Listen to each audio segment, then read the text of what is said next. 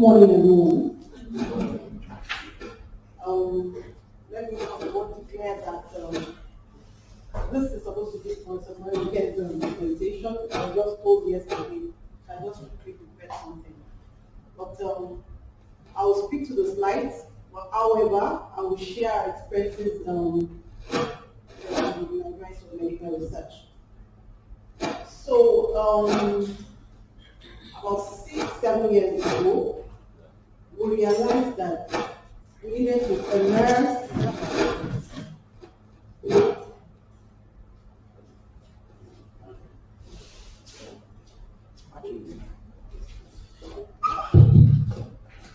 So about 6-7 years ago, we realized that we needed to enhance the research activities in NIMA in terms of our grants coming in, the different research programs and projects that we were implementing. And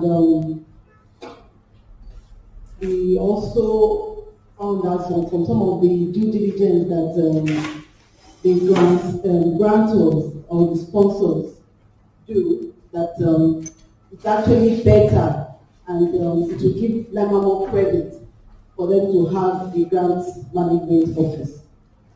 Then I was the head of monitoring and evaluation. So what we just did was that they just merged grants unit with monitoring and evaluation unit, and we became grants monitoring and evaluation unit. So what we do there, we have 4 sub-units. We have because I'm primarily about statistician. So we have 4 sub-units. We have the core biostatistics unit. Okay. So we have the core biostatistics unit, sub-unit. We have the core M&E. We have the grant management unit, and we have the database management unit. So in the core biostatistics unit, what do? We try to support the research fellows, both within and outside, on the statistical issues in their proposals and implementation of their projects. So most times we start with them when they are coming up with their proposal. We advise on the design of the project. We have advice on the methodology when it comes to study design, sampling size, sampling method, data analysis, data collection, the data collection tools that are going to be used to collect the data, the analysis of the data, then at the end of the day, interpretation, presentation, and we help also with the development of the manuscripts. So that's what we do in the core biostatistics. So for every proposal we are writing, we try to put the people from our unit to support the process of the proposal development. So for the core M&E, because we have quite a number of grants and programs that are ongoing in NIMA, and one of the core mandates of important activity of your of the implementation of your grant is your deliverables in terms of what did you set out to go?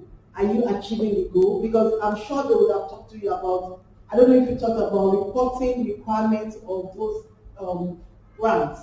So we try to help support the researchers in terms of meeting their set goals, meeting the deadlines of their reporting requirements. So we monitor and evaluate these projects and research activities. Then for the database management, we also discovered that in terms of the data generated in NIMA and research data, we have the data scattered all over the place, different departments, different units. And we even have clinics 9 months. We have a cohort of over, a cumulative of over 25,000 HIV patients that have been monitoring for the past 15 years. And we use electronic database for managing of this patient. So, and also the laboratory. Naiman Laboratory is a hub for different laboratories and different clinics across the country. We have samples come as far as Maiduguri for us to run in our laboratory. So we have a database of all sorts of laboratory results. We do for research and we do services. So we had that pocket of data somewhere also. So, for continuity of care, for continuity of research, for you to even do further research, you must be able to have a database that you can fall back on all the time. So what are the research activities that have gone on in the past in terms of the data you generated and finding? So at the end of the day, we needed to enhance those data that we generated. Then also, we're having big clinical trials that require that were multi-center trials and require that the different sites needed to have the same database and they needed to manage data the same way. And we were hoped for some of these big grants. So I sit in my office, we have a clinical trial that we have for about 78 sites. And I want to see the data they are generating real time. So we have to opt for electronic database that were robust enough to accommodate that kind of data management. So that was how we developed the data management unit. Then the grant management unit. In applying for grants, there are different phases. We have the phase, we have the implementation phase, and we have the post phase, then the closeout phase. There are different activities that go on in those phases.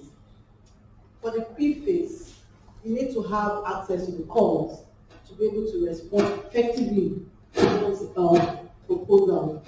So what we try to do is that there are some people that sit in our office that search for calls for research fellows. They go on their different platforms. I'm sure that because of this training, those platforms will be shared with us. There's the NIH, there's grants, NIH, grants for EDCTP, different welcome trust, different granting bodies. So some people do that every day, just try to search for calls that are relevant to what we do in 9 months and we disseminate to researchers in 9 months. So that's part of the pre-phase. Then during the course of the development of the proposal, we also support the research fellows in terms of still the methodology, the monitoring and evaluation component of the project, because there are some proposals that demand for a comprehensive monitoring and evaluation component of your project. So you have to come up with that M&E plan, the M&E matrix that is used to monitor the project that you want to implement. Then also the budget. The budget is a big deal when you're developing your program.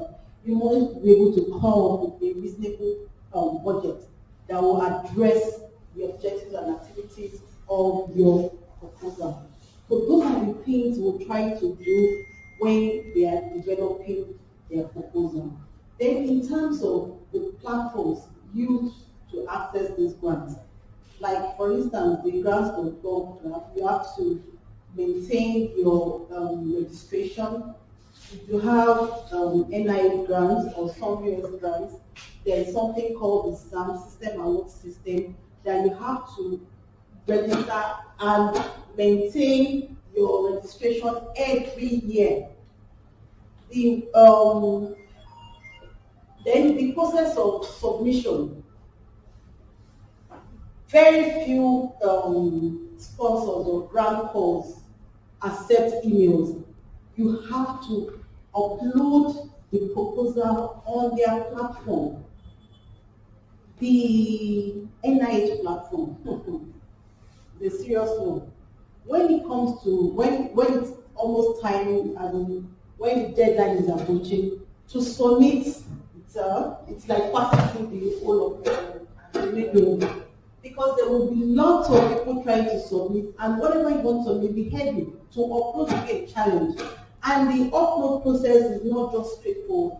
There may be different components that you need to break your proposal to before you can submit. So all these things we try to support our peers, our research fellows in doing this activity.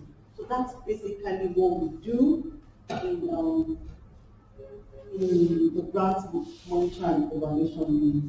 And for institutional grants, there are some grants that they are in terms of, okay, the Ministry of Health calls NIMA that this is ongoing, there's this challenge in the country, or this one Gate Foundation wants to do so, and they want NIMA to do that kind of, to implement that project.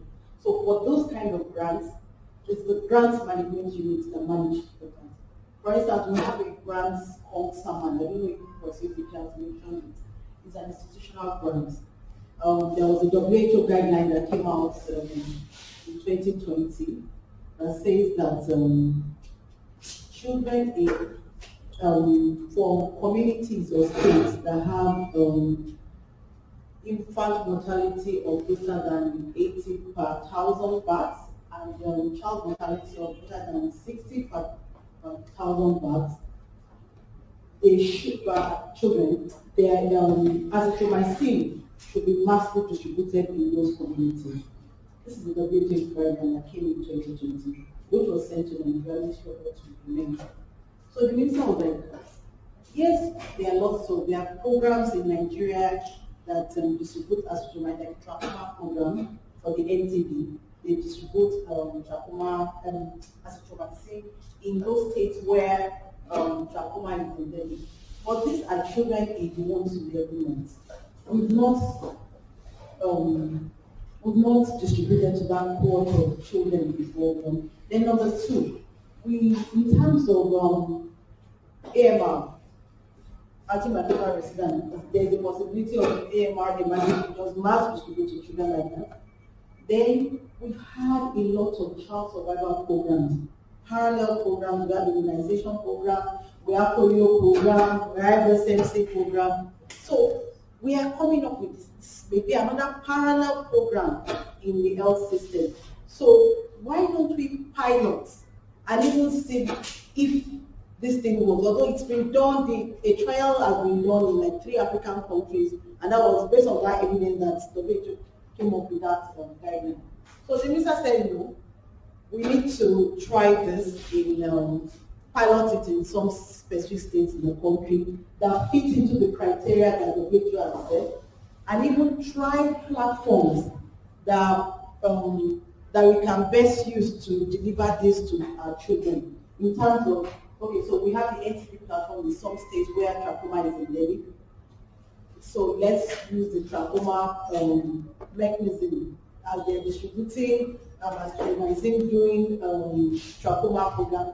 Let them deliver it also to children in 1 to 11 months. Then the SMC, the seasonal malaria chemotherapy, as they're doing it in states where they do SMC, like Kano State does SMC, let's distribute that mechanism, that platform to also deliver to our children.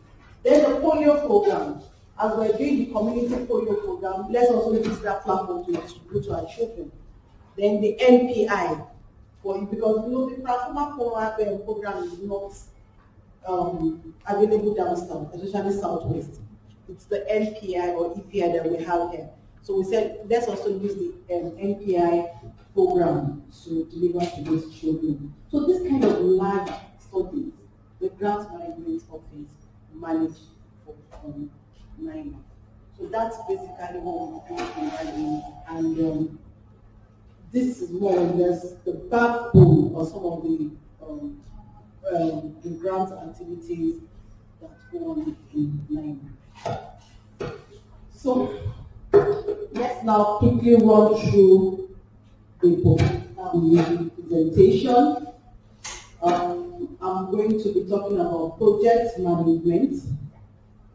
Although this is more theoretical, as we talk, we're going to be giving examples, and you also share experiences. I'm sure some of us I'm sure it doesn't even need to be a grant. Some of us have managed projects apart from our pocket of research activities that we do. So these are everyday experiences that we pick as we implement our projects.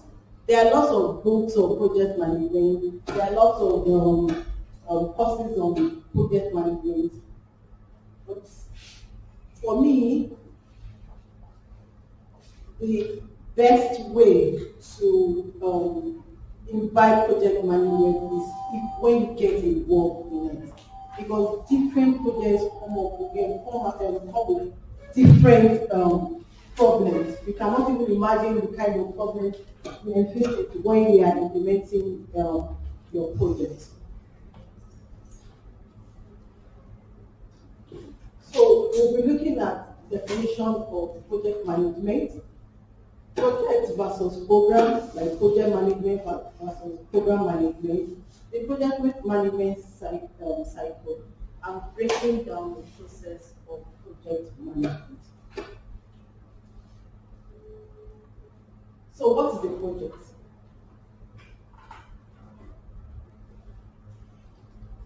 Maybe I should ask. What is a project?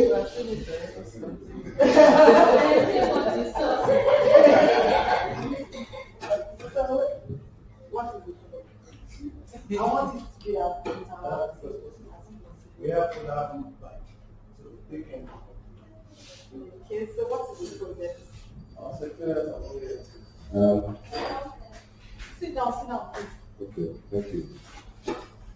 The project can be an endeavor that is embarked upon to achieve a certain set objectives or to solve certain problems. Yes, who else can help him out? Good morning, everyone. I think a project is an activity you take, for a specific purpose. It could be for management of an event, or it could be a course you need to take to improve yourself. A project is something, a task or assignment that you need to execute. Thank you very much. Thank you very much. Just to add, it has a start and end date. Thank you. So what's another person? So what's the program?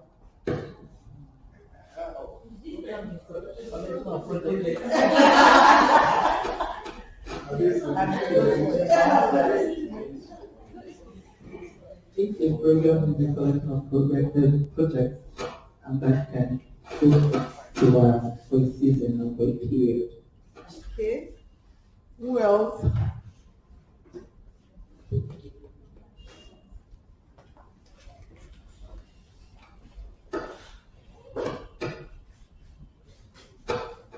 But I think program should be a process, procedure or process to get the project done. Okay. And Any other person?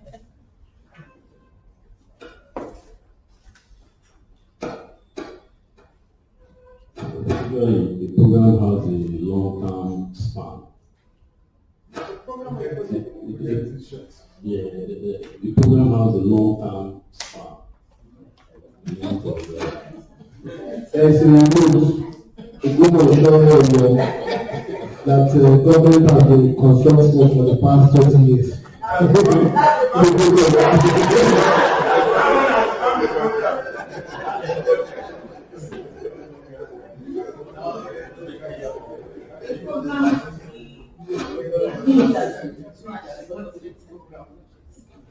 means. It can be a subset of the project in order to achieve one or two purposes out of the project target.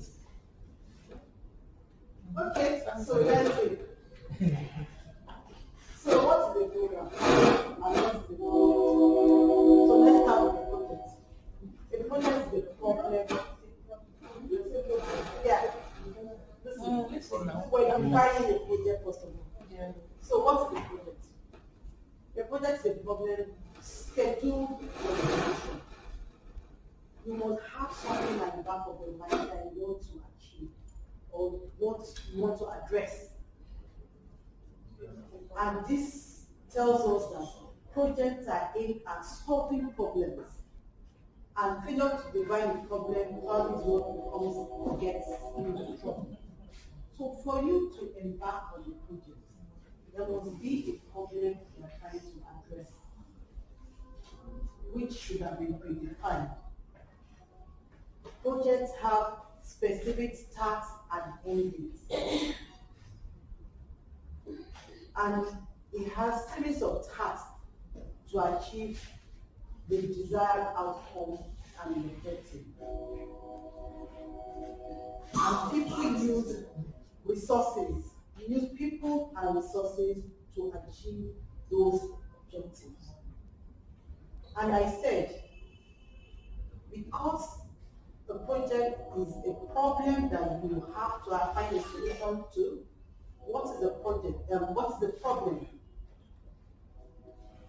The problem is like a gap we are trying to close. And problem solving consists of finding ways of overcoming or getting around obstacles. So, I will now let us look at the difference between a project and a program. Like someone said, projects have end dates. However, programs are ongoing. We have our immunization program. It's ongoing. We have our HIV/AIDS program.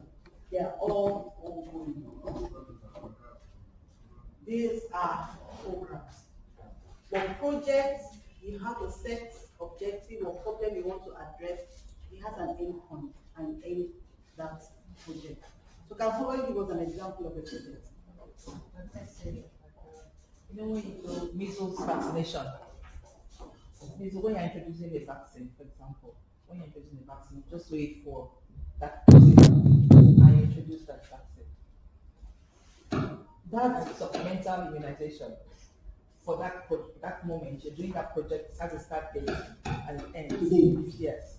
But some of these our vaccine supplementary projects have become programs. Yes, they evolve into a program. Yes, so we cannot say they are projects because they will not evolve into because they now do them years. Well, let's think about our activities in our different institutions. Let's give examples of some of the projects that we're doing at all times.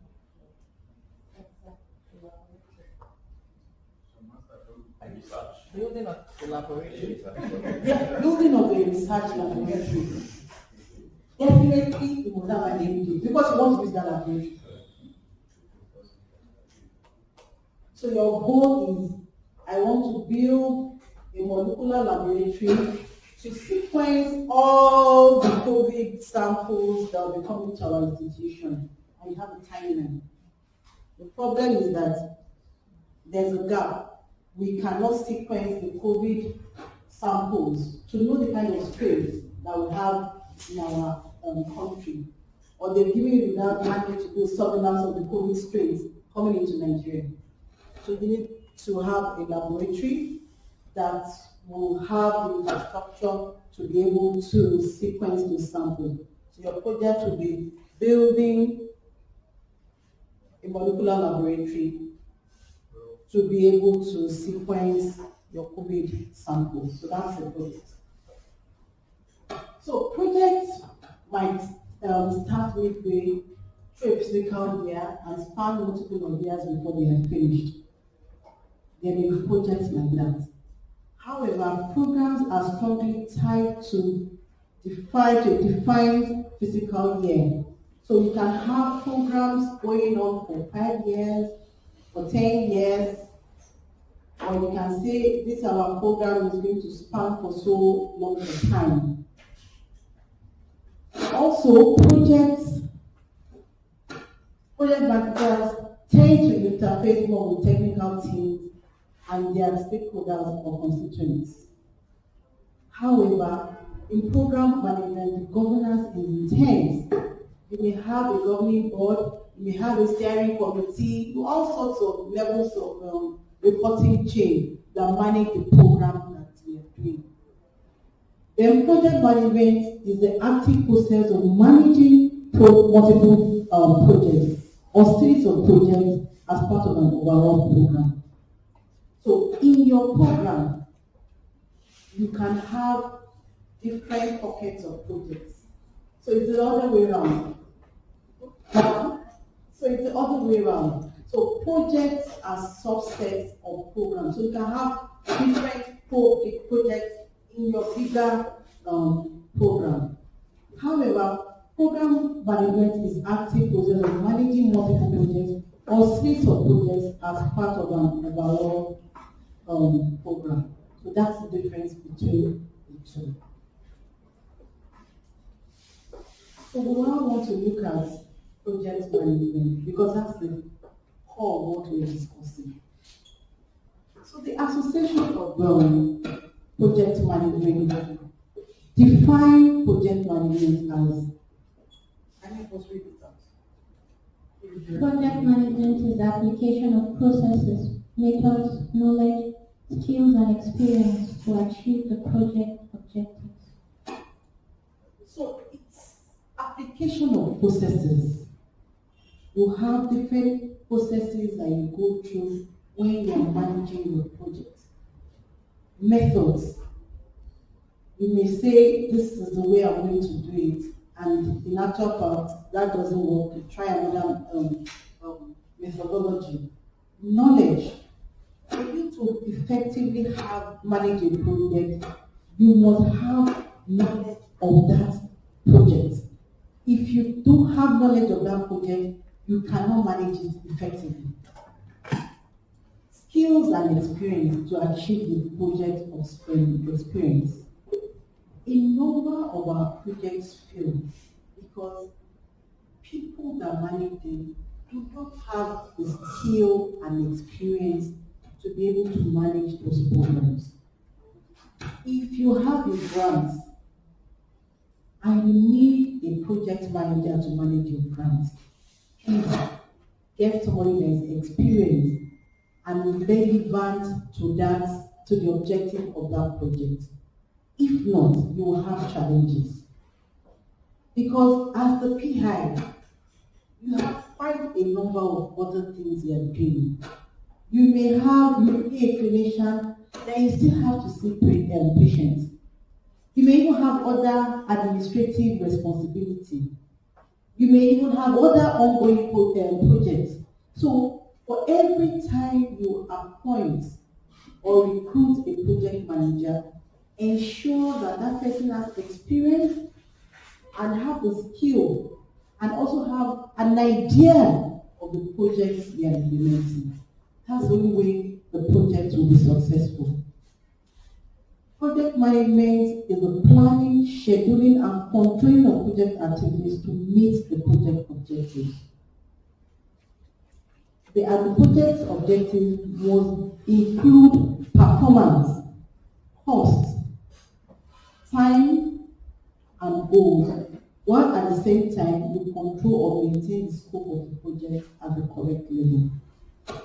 So, in managing this project, you must be able to define what kind of performance you're expecting, the cost associated with the project, the timelines, because it's a factor, and the goals of the project. So there are different models, framework that defines the process of project management. I'm going to talk about two here. We're going to look at the project management, this particular model that is in 6 phases, and we also talk about the project cycle, life cycle itself. So if you look at this model, there are 6 phases. The first phase is the project identification and design. So what is it that you want to do and how do you want to do it? The second phase is actually setting up the project. The third phase is planning, then implementation, and end of the project transition. However, in doing this, there must be continuous monitoring and evaluation and control of the project. This particular one spans all through the process of implementation of the project. So if you look at project identification and design, the project manager and the team, or the PI, clarifies the need, that is, justifies why they need to implement the project, analyzes the project environment, explores various designs, and set the goals and objectives of the project. So let's bring it back to what we're doing.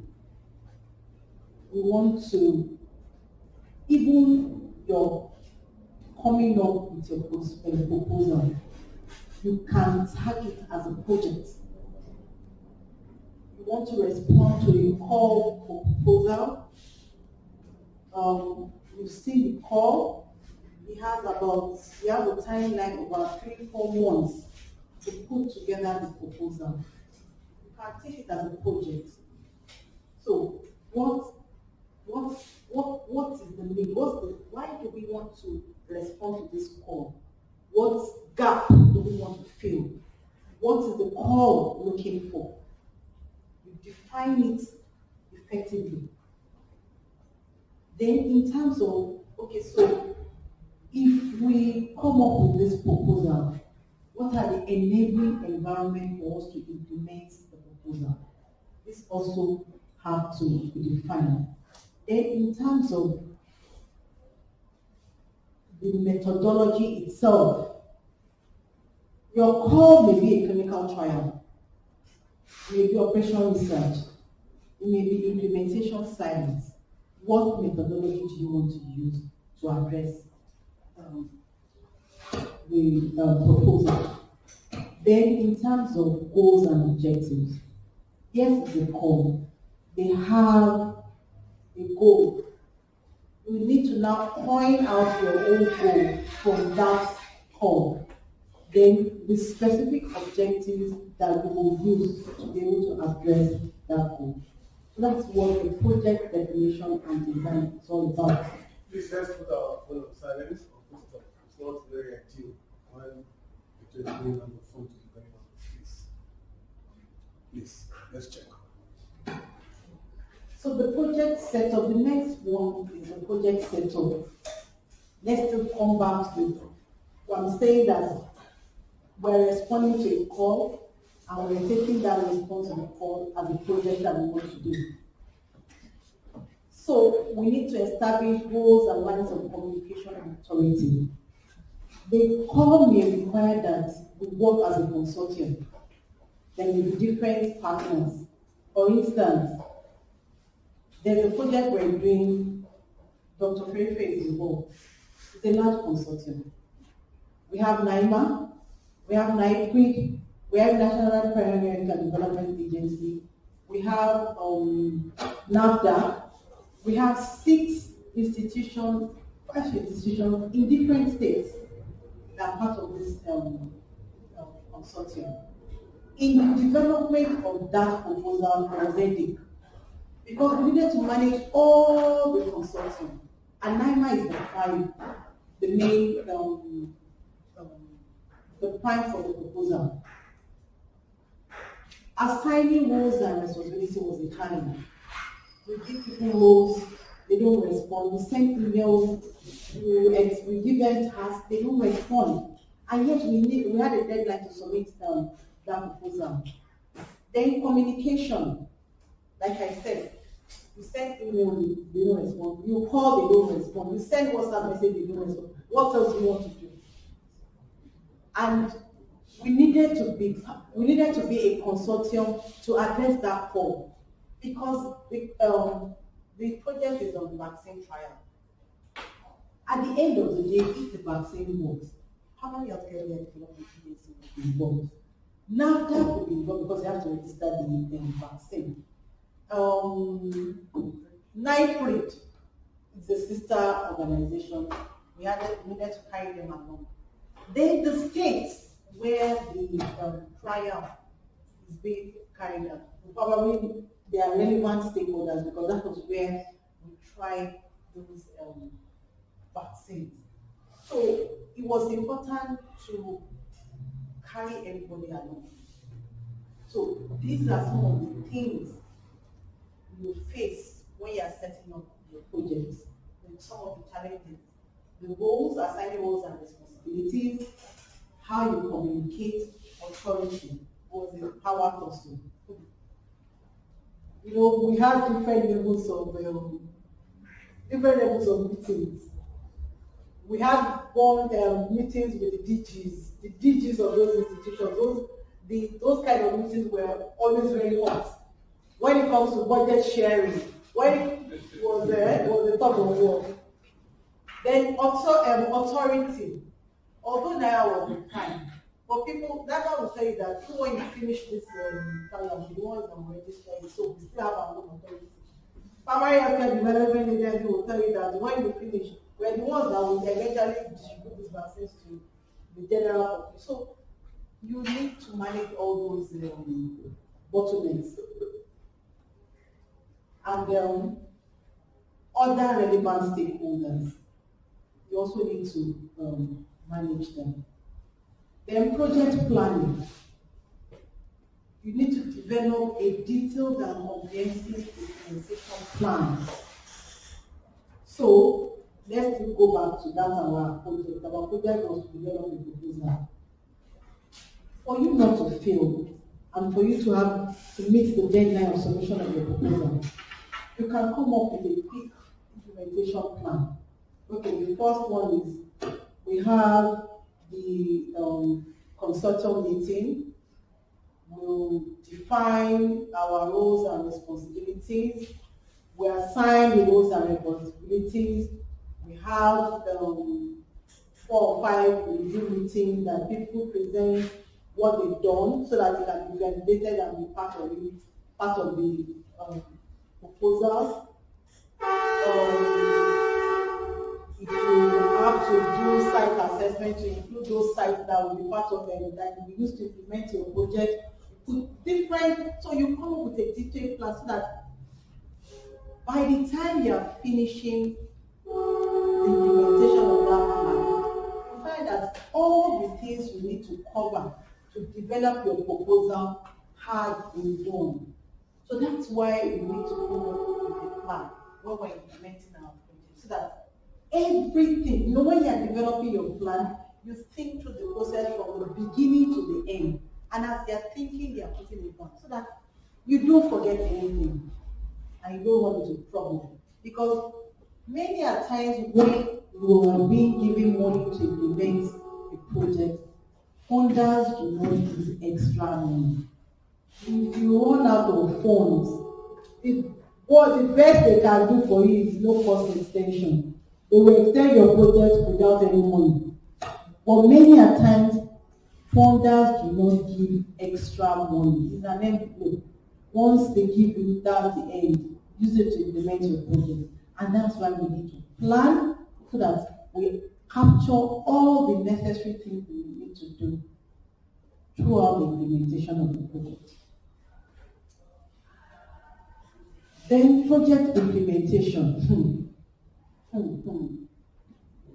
The sweetest part, let me just tell you, the sweetest part is when you're developing that proposal and you submit it. That's the easiest thing when it comes to proposals, grants. That's the easiest part of the work. You develop a proposal and you submit. Now it gets funded. You need to implement. You cannot imagine what goes on during implementation, especially if you have a large project. God help you if your project is laboratory based and you need to bring in reagents, things from outside the country. She can tell you the edits we get every day.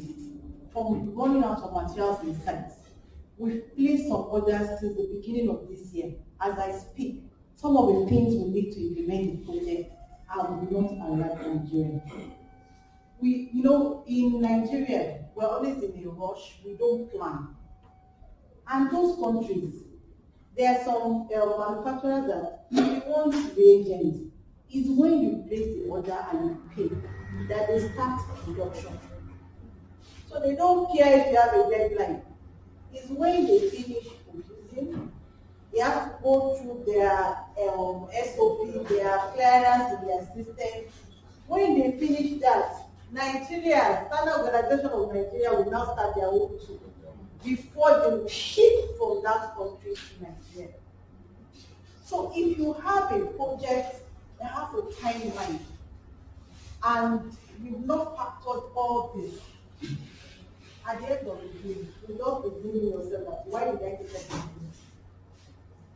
We have a project now that, like I said, quite a number of things we've ordered from the beginning of this year.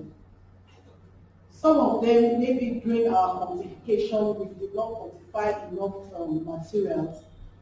We needed to buy more things. At the beginning of the year, how much was dollar? About 500. Today, yesterday, the dollar was 735 or so. So you can imagine. I collected money. What stories you want to tell on the contract? You can't tell them stories. Some may understand, but some your own. Because as far as they are concerned, you should have planned and that's it. So implementation of your project is a different ballgame entirely. I can tell you this will be the difficult part of the project. So it refers to the day-to-day work of leading and managing a project. Even managing the people that are working is a challenge. Managing the people that are on the project is a challenge.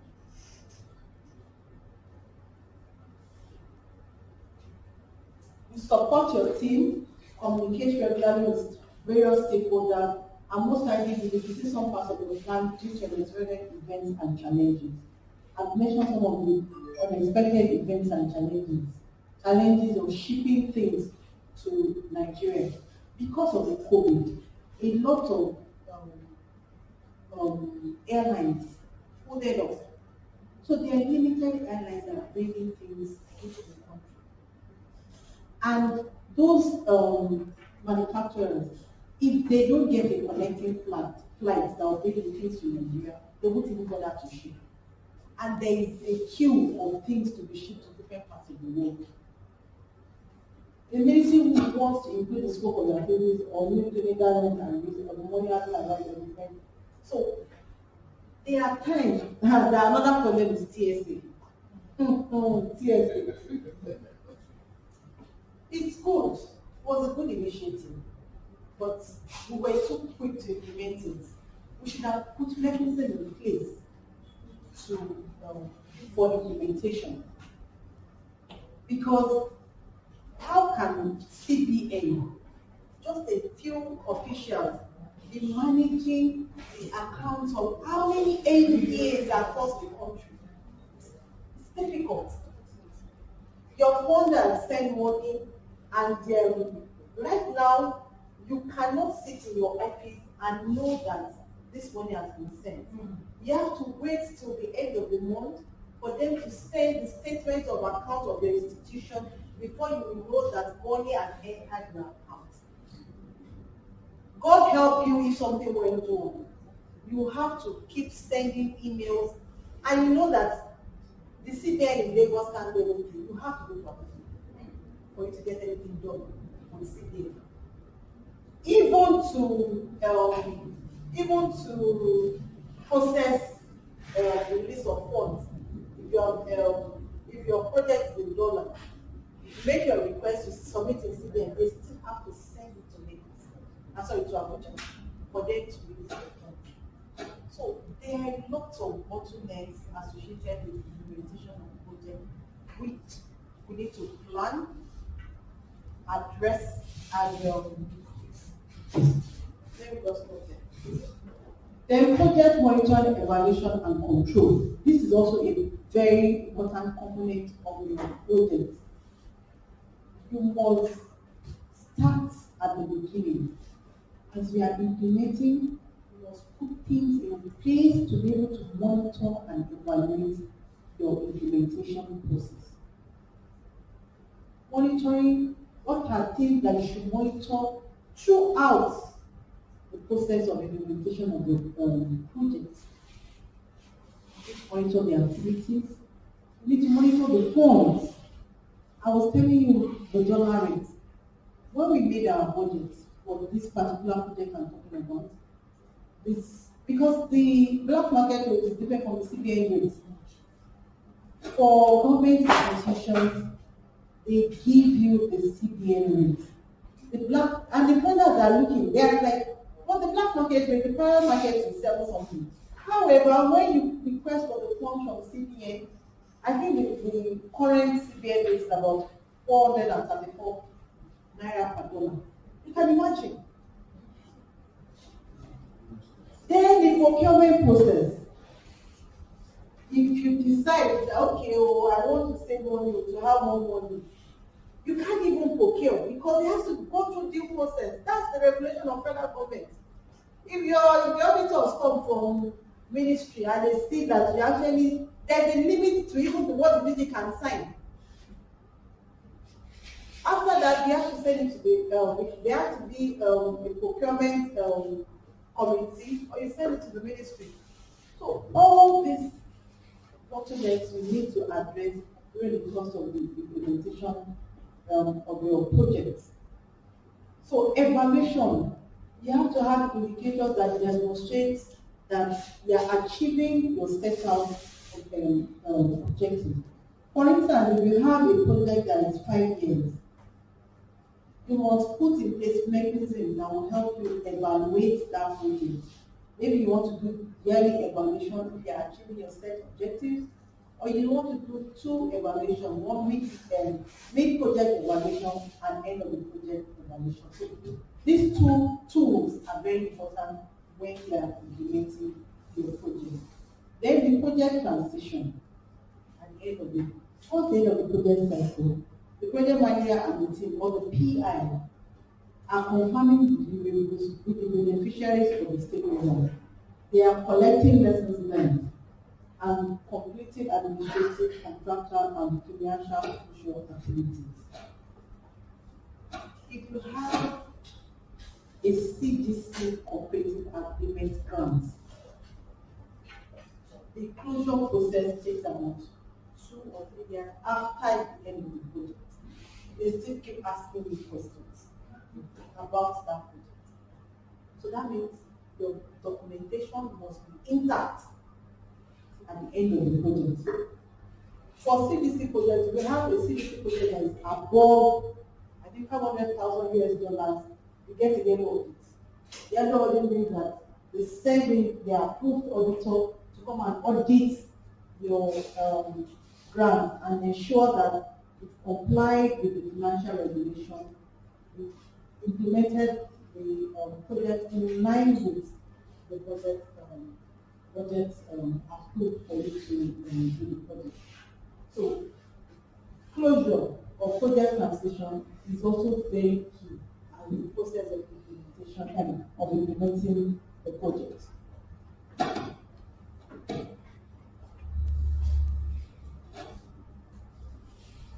So I told you that I was going to talk about two models. We talked about the model that has 6 phases. This also is similar. But I just want to also, because you may see this, you may see those, they are doing a logic model framework that talks about the life cycle of project management. So this one is talking about the first one is initiating, the second one is planning, executing, and closing. If you look at the monitoring and control, you can see that also spans through like what we saw in the other phase. So most of these frameworks and models are similar during the course of the implementation of the project.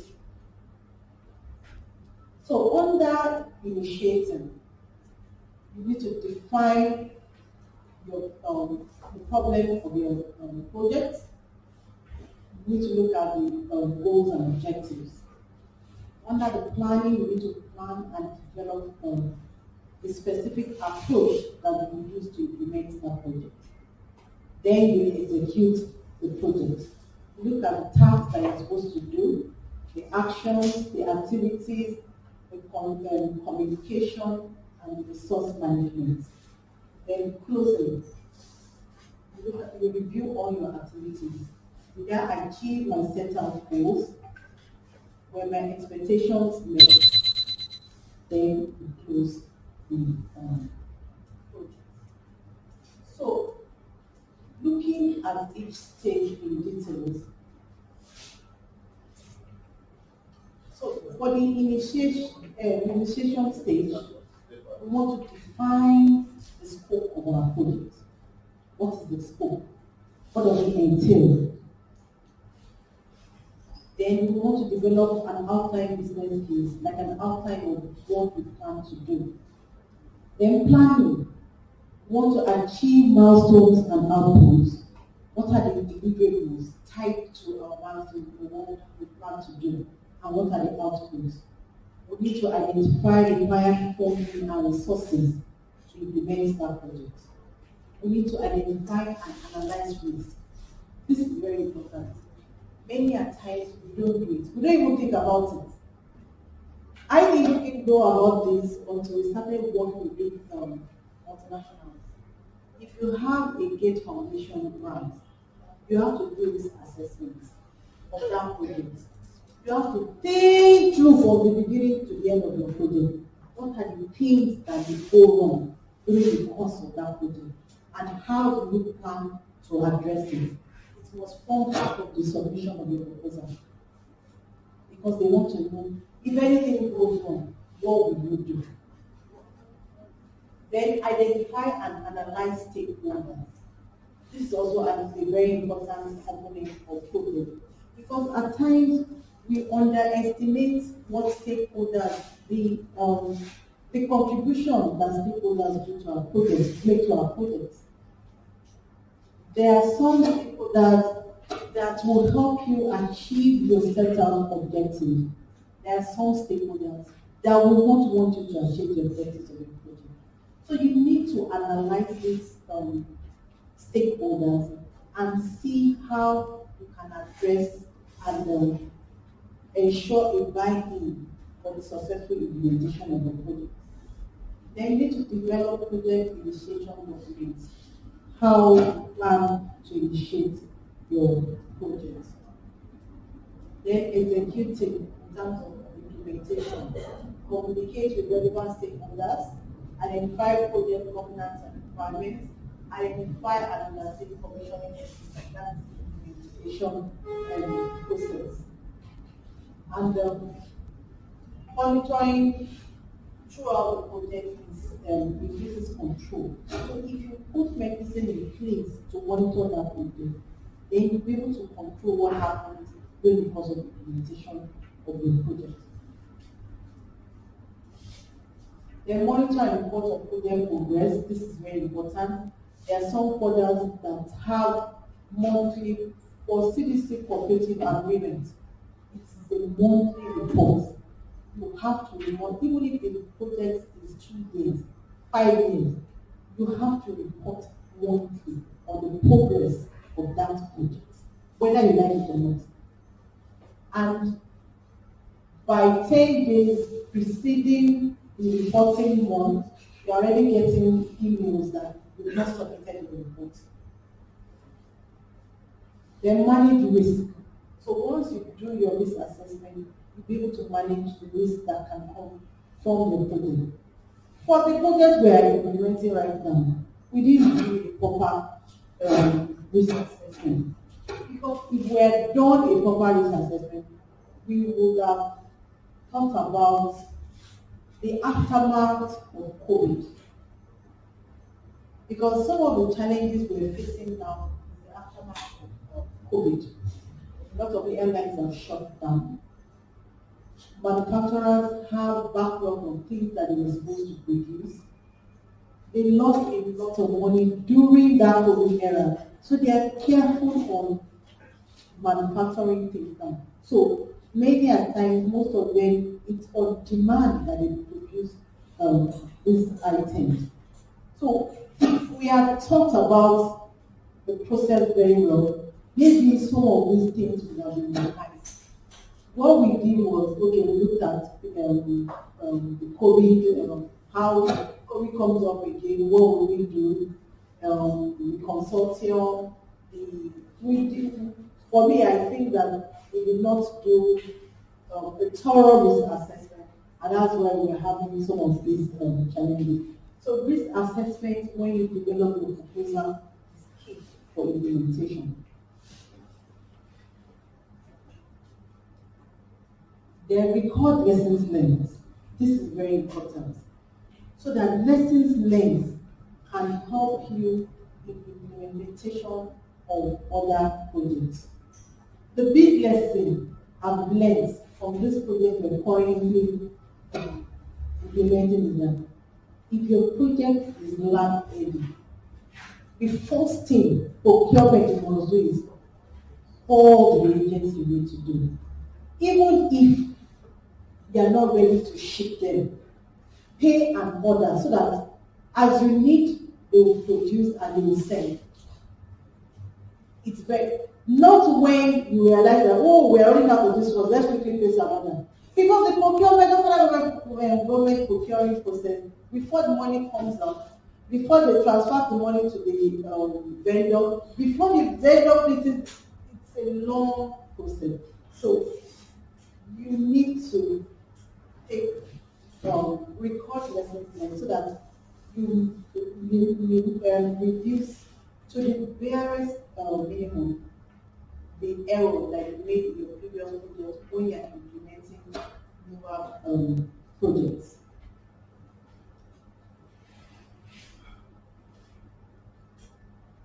So also another stage is the monitoring and evaluation that I talked about. We need to, this has to be continuous throughout the end process of the project and the closing of the project.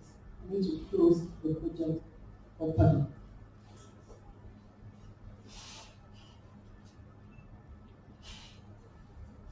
So I think we've talked about this initiation phase, the planning phase, where it is actually defined, the work plan that needs to develop a schedule, plans that need to manage stakeholders, communication, cost, procurement.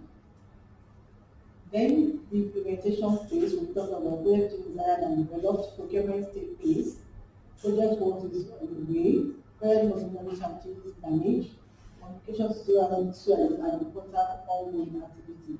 Don't underestimate this communication, especially if you have consulting. They can spoil things for you. And it's part of the skills of project management, transparency. Let everybody know what is going on. If everybody knows what is going on, then your headache is reduced. and there's nobody who will be asking you questions.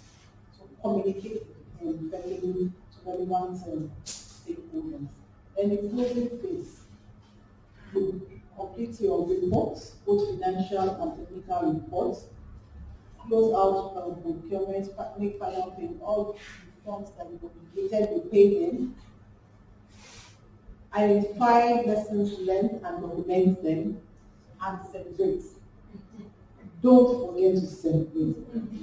Because many are times we push ourselves hard, especially my team. Especially when you have top projects. But at the end of the day, when you successfully implemented that project, celebrate with your team. Because it's a teamwork. We didn't achieve it alone. We all achieved it together. Project management functions. Okay, so the project management function have different scopes.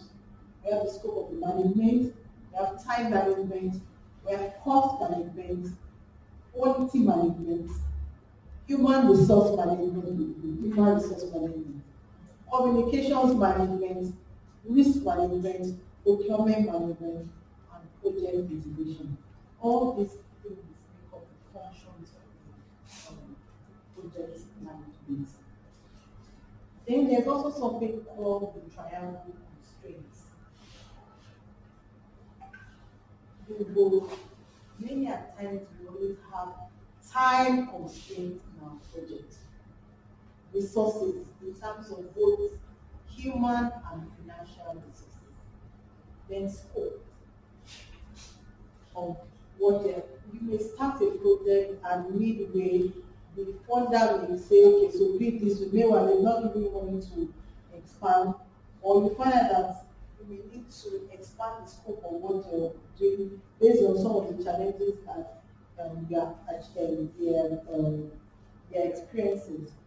Let me take, for example, Professor our TS, therapeutic efficacy studies. For some parts of the countries, they have high prevalence of malaria. But for some areas, some other parts of the country, they don't. For instance, now, like Kaduna, when we were implementing, we didn't want to too much the finished recruitment. But for states like Lagos State, because it's one, even the rural, semi-rural places, a lot of people would have taken the jobs before they go to the health facility. It increases the recruitment time. And if it increases the recruitment time, it increases the time spent on the field. Meanwhile, it's the same funding that we're giving to Kaduna State that's been given to Lagos State. And they have to spend more time on the field recruiting participants. That means that they have to pay the staff more money, they have to spend more time on the field. A lot of things that are involved in when you cannot achieve your set out goals within the time that has been allotted for you to implement the people. So all these things are constraints that we experience when we're implementing our project. And they are interwoven. If you spend more time, you have to spend more resources. If you have challenges with your resources or your both human and financial resources, they affect the scope and time. So that's why it's a triangle, because they are all interwoven. So the constraint triangle is also sometimes called the OTOPS triangle. It stands for the ideal on target, on budget, and scope. However, most projects do not unfold quite that easily. It's not straightforward as we plan to do. You may be by time and deadline changes. Scope, your funder or the clients or stakeholder may want to do or create or deliver. What they want to do may be different from what you actually set out to do. They may even add more things to what you are supposed to do. Or they may indirectly or indirectly affect the implementation of the project that will expand the scope. Then the budget. Like I said, when we're looking at budget, don't let us just look at the financial part of it. We should look at both the human resource and the funds. So you may, at the beginning of your project, hire a project manager that is very good and can implement your project. Midway during the project, he gets a better job based on the experience he has gained from you, and he leaves, resigns. You can imagine, you may have invested a lot of money in training that person, doing all sorts of things. You leave a lot of responsibility, and midway your project, it's like you just be devastated. Like, where do you start from? And there's nothing you can do about it because people won't. So all these things are constraints in the cost of implementation of our projects. So what I think we often experience when we talk about all this. Okay, let me just quickly talk about stakeholders. Like I said, we need to analyze the stakeholders that are relevant to your project. We have the external relationships, departmental management, senior leadership, students or faculty, university services, project team, or even the legal team. So you need to analyze and see how they are relevant to your project. And they help or mar your project. You need to decide and you need to plan on how you need to handle such activities. For instance, now, we have a project for implementing. Although we say that the maintenance department are they are not contributing to our research, but you've brought in samples, you've archived those samples, you bought your beautiful -80 freezers, and remember what happened like a month or 2 months ago, that we had national grid collapse. Although there was diesel, even to get the people to go and put on the generator as at when due. Then the generator needs to rest, those time lag, and you're like, these samples are in freezer, what will happen? So all these different stakeholders, they may be, you may think that they are not really, but actually they are relevant to the successful implementation of your project. So you need to analyze them very well and see how you manage them so that your implementation of the project will be successful.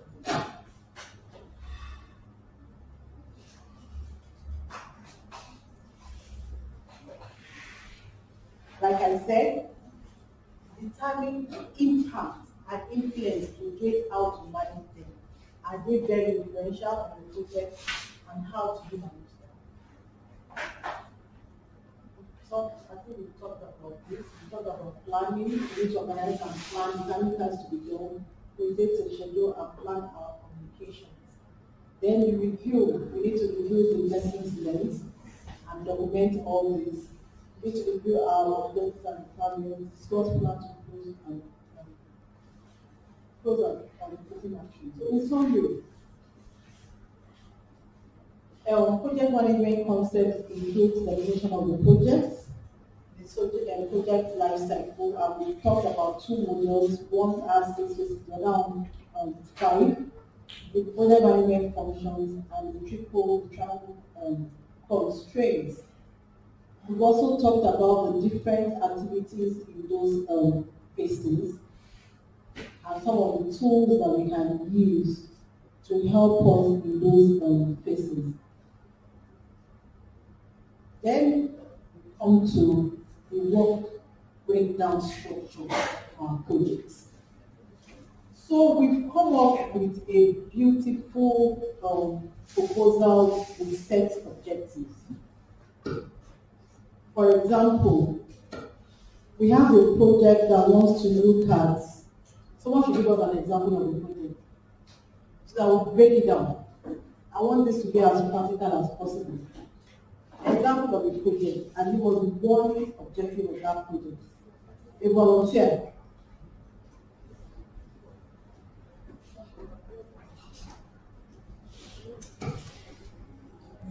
To look at schistosoma infection in Nigeria, and the objective is to see the association between schistosoma and bladder cancer. The association between schistosomiasis and bladder cancer. Looking at schizophrenia in Nigeria. Yes, please. It's not done project board and objective, so I'm not saying much, but that's the way. So you need to narrow down what you want to. I want to look at the association between schistosomiasis and bladder cancer. That's enough. So what's your first objective? To determine the prevalence of schistosomiasis in endemic communities in Nigeria. It's selected in the because you cannot look at it in the it's difficult. You have a plan. You never have a So, endemic communities. Selected endemic communities in Nigeria. Okay, so that's our first objective. So the breakdown structure now, we want to look at the prevalence. So what are the activities we will carry out to be able to achieve that number one objective? The first one is prevalence. So what do you do to achieve that? Let's discuss it. How do we achieve that prevalence?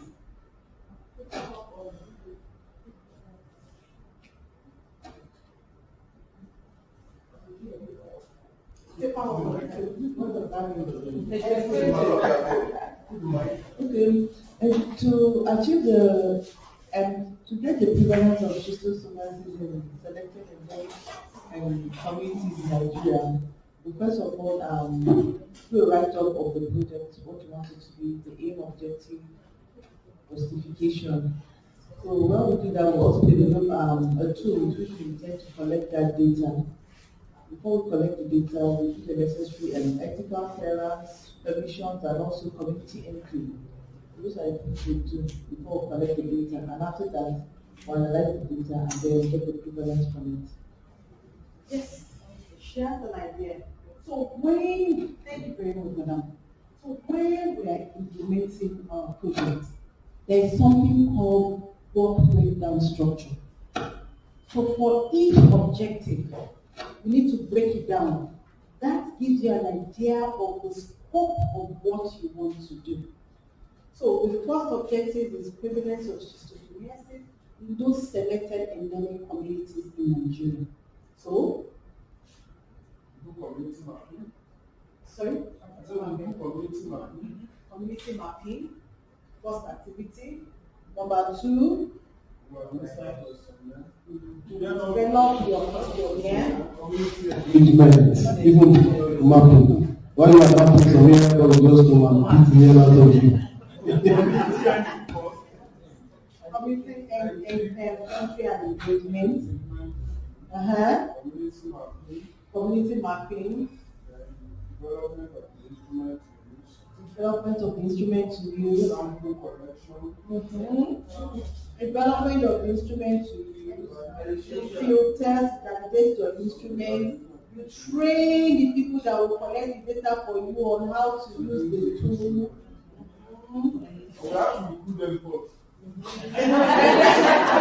Recruit them. So what I'm trying to tell you is that in doing your proposal, once you write your objectives, you need to write those activities.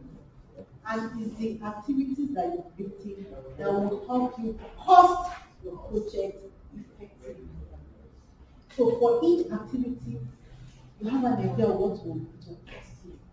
So community engagement, it may involve that you do advocacy to the community head. You need to buy gifts for those community heads. You go from one community to another.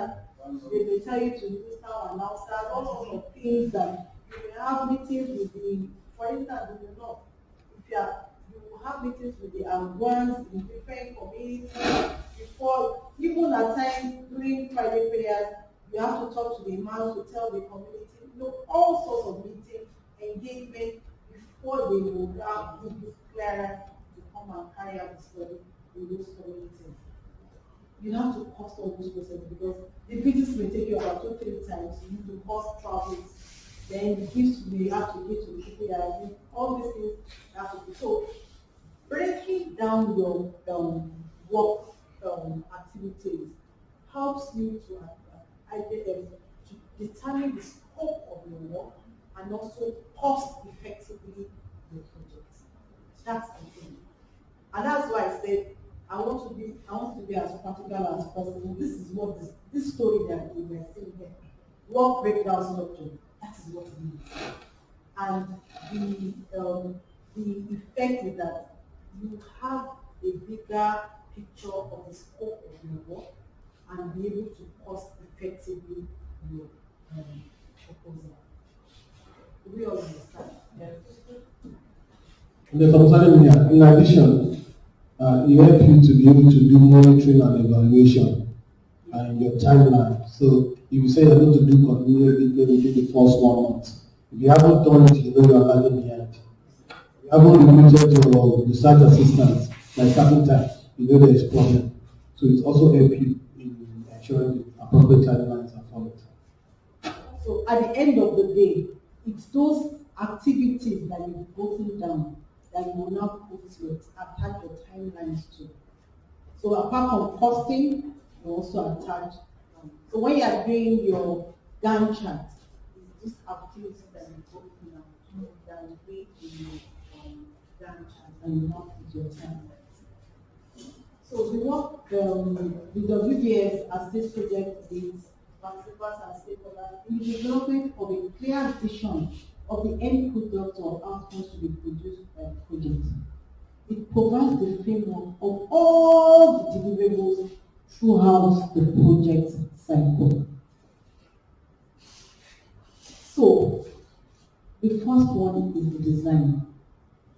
It provides a graphical presentation, or textual outline of the project scope. So, decomposes the overall project scope into clearly defined deliverables. So you see one by one at different levels. It defines the scope of the project in terms that the stakeholders can understand. So if you say this is your the first objective is holiness or sustainability, it was selected in many communities in Nigeria, and you've written it one by one. You will do community engagement, you will map, you will develop to the stakeholders that are looking at it. They don't need to call you. They already have an idea of what you are going to do. It speaks a lot about what the implementation of your project. Then provide a structure for organizing information, designing the project's progress, status, and performance.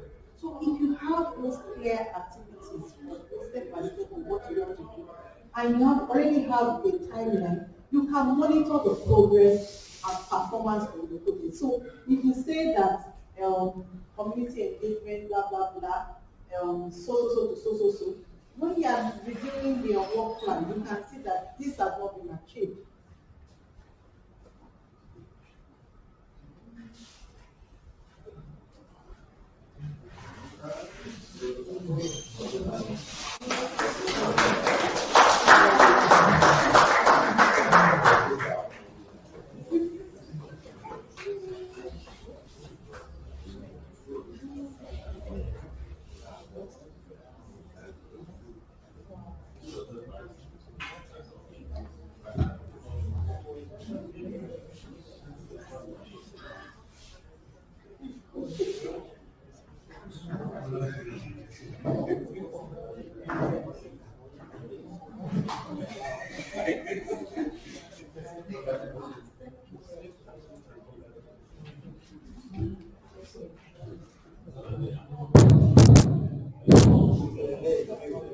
Well, we are going to suspend this session. Dr. Musa will be here with us.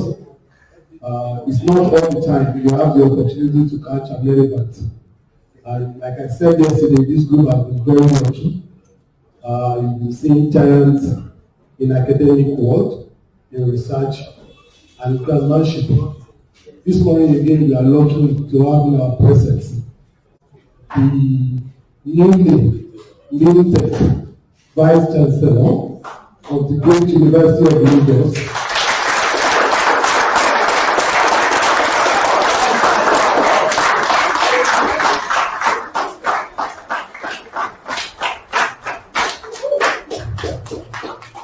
Sure. Okay. I wanted to continue before you started clapping, but I think so. Why do I want to forget Folashade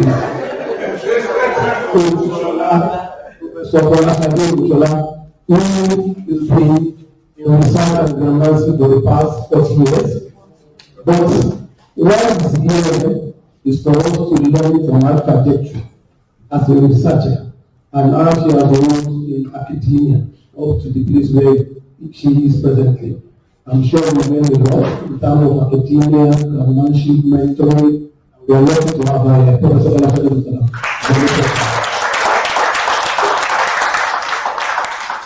Mark, we didn't add the first female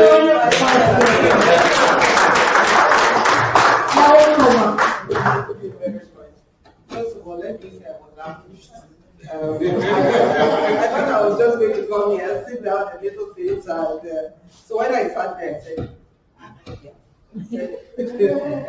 then you're going to talk about yourself. So I think I don't know how to do that very well, but if it's about grantsmanship, I'll just keep it very short. I think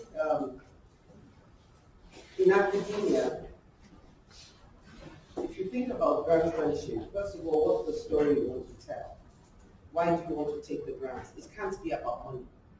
It's about what idea you're trying to bring to fruition that you require funds to help you to achieve. And what will be the impact of that particular thing you want to do? If it doesn't have impact, if it has no value, nobody's going to fund it. So that when we want to do anything around grants, the first thing is not whether I like it, it is what value will it add. And I think for those of us in the third world country, we really need to start thinking in terms of the value it will add towards development or towards our problems. And you will find that when you're doing that, if you choose a problem that is relevant here, you're more likely to be funded than trying to do what they do. You can use their tools, but this problem should be one that is a problem here. Because the problem in Nigeria is probably also a problem in many low and medium income countries, and we don't have solutions to those things. And we can give the solutions. Of course, they can have solutions from high income countries, but those solutions often come with lots of money and don't always understand because they don't live the problem. We live the problem. So I've taken it from that end and then coming back. So when you now write that grant, that's how to go about it. And then of course it's always about the money. Nobody gives you a grant because they like your face. Every grantor is looking at how that grant is also going to make them famous, or it's going to answer some of the issues they have. So they're looking to who's going to do it best for me. And then the next thing they want to know is, can I trust you with my money? And so they're in getting grants, trying to get it in the first place is having a good story and having a good thing you want to solve. Nobody looks out for something that's just a slight improvement, an increment. Why should they put money to a slight increment? At the end of the day, they want something that's a little lower. It doesn't have to be all new, but it's always about, is there value? And then they look at you. Can you deliver? Now, sometimes when we want to get grants, we're thinking, we're a poor country, we don't have equipment, so you load it with all the equipment you need. The funder then says, if they didn't have it, this person can't be competent on it. So they're not going to give it to you. If everything you want is there, but if you say, round the corner, I mean, Unilag, round the corner is NIMA, they have this, I can work with them. They're looking for you to use the resources around you. Then when you now ask for one thing, don't look at them as money bags who just want to pile up equipment. Once you start loading it, what comes across is that you've never done this before. You certainly haven't used the machines before. So why would they trust them with an expensive machine that you have never used? Since you are asking them to buy everything for you, they're not going to do it. And it's a red flag. They're already thinking, isn't she collaborating? Isn't he working with other people? Does he want to do everything by himself? So you bring in people who have the expertise in those areas. So those kind of things matter. So my journey, I think grants rescued me. During the Abacha days, the future looked very bleak, and I was contemplating getting out of academia. I really just thought, I can't come to work every day. I had spoken to my head of department, repaired equipment to use, but there are always small things you can do. And I kept thinking, is this really everything? But I didn't stop. I found that you get out of any work you do by how much you're ready to put into it. If you sit back to say, what's in it for me, you'll never get far. Especially in countries like ours, and we represent most of the countries of the world, because we're always comparing ourselves to America. Don't forget that the G7, 7 out of 193 countries. So most of us are like this, to different degrees. I mean, Nigeria has added on to it a lot of chaos, but many countries don't have it all, and don't have that money to throw at it. So when we are comparing, we are always looking at the end of the spectrum, forgetting that there are many in between. And something that I have found that has worked for me is if you want to do something, just start. Don't worry about whether somebody is funding it. How much of it can you do? Nobody helps anybody who is not ready to help himself, because it means you're positioning yourself. Because many of us sit back and say, government, I'm waiting. You wait till you finish your career. You'll be there, I can assure you. Even now, at every level, and I'm sure Prof will say, even here in NIME, I'm sure there are things he does that he will not be reimbursed for. Because that's the nature of if you want to achieve something. So for those of us starting out in research, you're going to spend your money initially. Sometimes it's to position yourself, but you should know where you're going. You should have decided I'm going like this. Because people will take you as they see you. So if they see you working, one day you will meet somebody along that way. If you're not working, you will never meet that person because you will not be in the area where people are doing nothing. You need to start working, and then they will meet you. For those who are Christians, when you say, God meets me at my point of need, yeah, you have needs, but if you sit in your bedroom, it's to meet you in the room, then they give you bread to eat. But if you step out and start to do, you will meet people along the way that will help you. You will never be you alone. And gradually it will become something others want. So a lot of it are still the life lessons we have to deal with. So for me, when I started off, I met a group of people, 8 people. And I was asked, well, let me put it this way. So when I started academia, nothing to do. So I started a series of seminars for resident doctors. And I just thought, we have to take care of ourselves. So I brought tea, cups. When we finished the seminar, we all have tea. It was my money, and it was my tea. And it was my wedding present teacups at the end. But we needed to feel good. Nobody's going to make you feel good. You either treat yourself well. If you're waiting for somebody else to do it, it's not going to happen.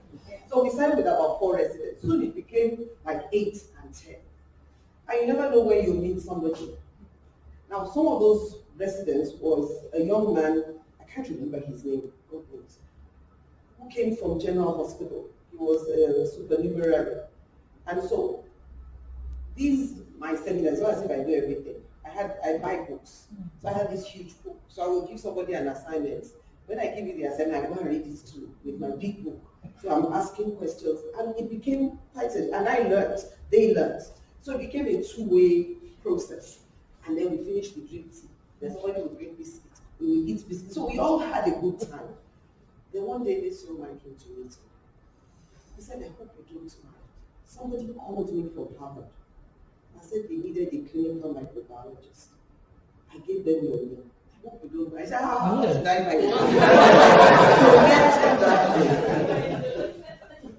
You know, and then they called me. And they said there was going to be a workshop in Senegal. And I took my boss. I jumped at it.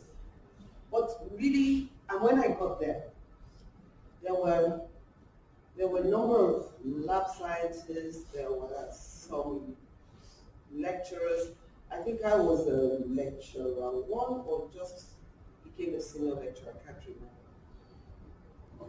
The second lesson here is any opportunity you get, maximize it. So I got there, they were teaching us about molecular work.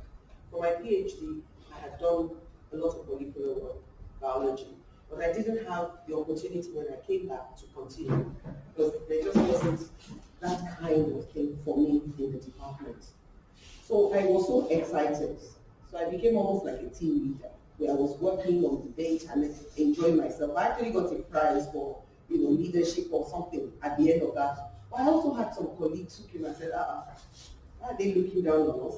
The senior lecturer, can they be showing us this small? So they didn't do anything. For me, it was a way to refresh. So at the end of that seminar, we had a session like this, and they asked me, I asked, I said, why are you not in the University of Lagos? You are in Ibadan, you are in Jos, you are in Maiduguri. Why are you not in Lagos? And they said, well, they're in Lagos, but they're with the ministry. They were not with the university. I said, it would be nice to be there. But I mean, I had no power. As I said, I was either a lecturer or a senior lecturer, early senior lecturer. But by the end of that trip, as we were leaving, the PI tapped my shoulder and said, we will come to Lagos. Yeah. I was elated, but I didn't know what they were going to come and do. So I asked somebody, I said, try and write a grant. Write a proposal for something to do. I've never written it in my life. I said, to write a proposal and then HIV. So I started thinking about it.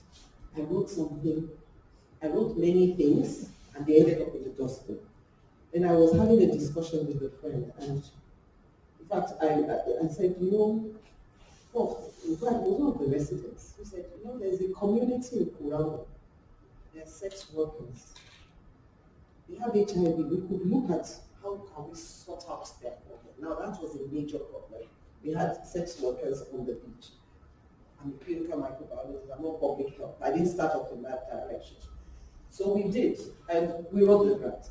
But along the way, I learned, one, when you're writing a grant, you cannot do it intentionally. Your perspective will not help. When I started writing it, I was more focused on the HIV, the serology, the genomes and things like that. And I was planning to enter this community and collect samples. So my friend in public health said, how are you going to get there? I said, maybe we go with them. It's a very good thing it's good for them. She laughed. Bottom line, she brought in her perspective. She said, you need to talk to the opinion leaders. I've never heard that before. She said opinion leaders. The gatekeepers. I said, what's that? But we now faced it. So we had phase one. We did about entering the community. Now I couldn't have done that as a clinical microbiologist at that time. But she brought that. Then we sent talking to the biologist. So you found that, and everybody had an opinion. And as we wrote, that proposal got more robust. So at the end of the day, now people say, I can't share my proposal, they can steal the idea. True. But they don't know your vision. They can steal the idea, but they cannot prosecute it like you. So there will be people who will steal it, but it is never quite the same as yours. So if you've got the idea, start working on it, and then speed is of the essence. You're not the one thinking of it. The slower you keep it, the worse it is. And women are worse at that. Yeah. Because women, me included, which are the things I fight all the time. Women tend to be very risk averse. If we are not perfectly sure, 150% sure, we're not moving. Exactly. We will just, so I'm sure in this room they ask a question. Our typical thing is, is that I knew it, but we're not going to speak. Because we're worried that we look stupid. That's the first thing we need to get rid of. I was reading a book called The Confidence Code. Now, what is the confidence code? The time it takes for you to have an idea and for you to prosecute it. For men, it's like when a man is 30% sure, it's moving. Women, we wait 150, so we may not move at all. And so that began some of the work that I had to work on myself. So I always tell women, if you're 60% sure, keep moving. And as time goes by, you come back. When you're 40%, if you think it's a good idea, start moving. You'll never achieve everything on one day. Anyway, all you need to do is take that first step. So if there's one thing I'm going to say here, if the idea is good, share it, talk about it, but don't wait to be 100% sure. Start. You'll find helpers, share. Academia is about brainstorming. Nobody has all the answers. If you're alone and you think you'll be a good academic, you're wasting your time. You can't. So, for us all, it's about pushing our boundaries. Nobody is absolutely sure. So now I'm the first female vice chancellor. Am I totally confident that I know everything I'm doing? No. But over the time, I've learned that no matter how unsure you are at the beginning, when you start and you have one singular agenda to make that place better, you'll find like minds who will work. And so every day you start and you try and make everything you do is the sum total of your individual decisions. And if it's always based on that agenda to make things better, you will be more successful. You will always have some failures. You will be misunderstood. That's another thing. When I was going to become provost, I think the last thing I had to decide in my mind was, in Nigeria, every time they take a leadership position, everybody, we're very cynical people, and with good reason. They are thieves, corruption. You're going to hear your name with that. Whether you are doing it or not, people are going to say with confidence, that's what you're doing. So I had to decide also that am I ready to deal with that? Yes. Initially, that was the decision I took when I was going to be provost. What I have learned is those who know you know you. A lot of people who talk about you don't know you. And those who know you really know you, and it doesn't change your life, because a lot of people who are talking will never have any impact on your life. But you must be able to sleep at night. You must be able to face the people who know you. So, do I know everything that I'm going to do? I have a vision. Will I achieve all? Probably not. But I hope I achieve most. Will I do it alone? Certainly not. There will be people better than me in some areas. And one of the things you do when you take a leadership position is identify the good people. And then I'm also a believer in the Pareto principle. 20% of people will do 80% of the work. I always look for the 20%. Thank you.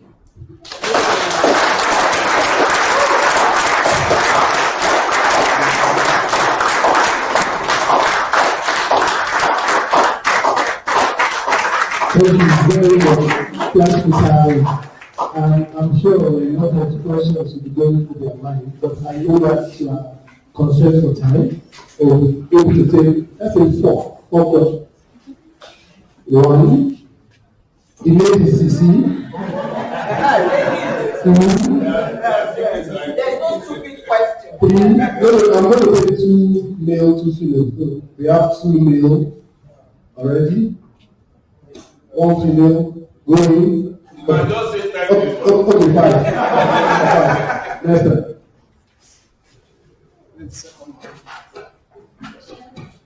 Thank you so much for this encouragement.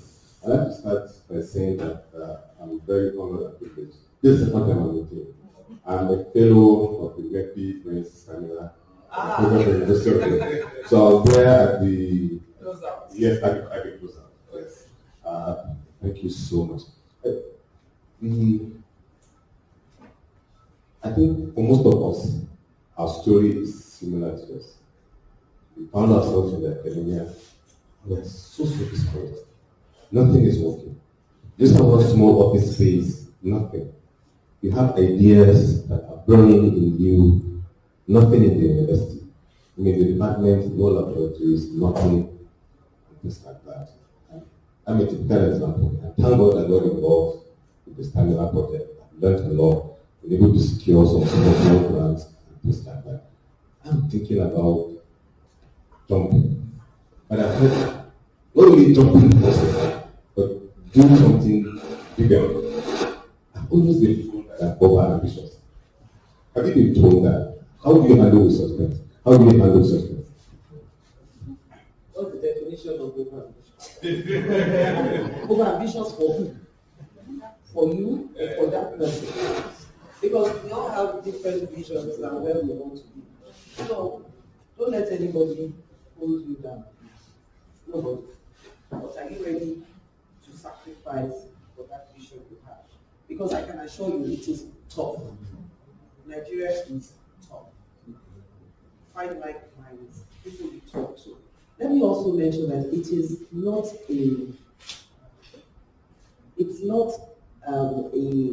option to have people you brainstorm with in academia.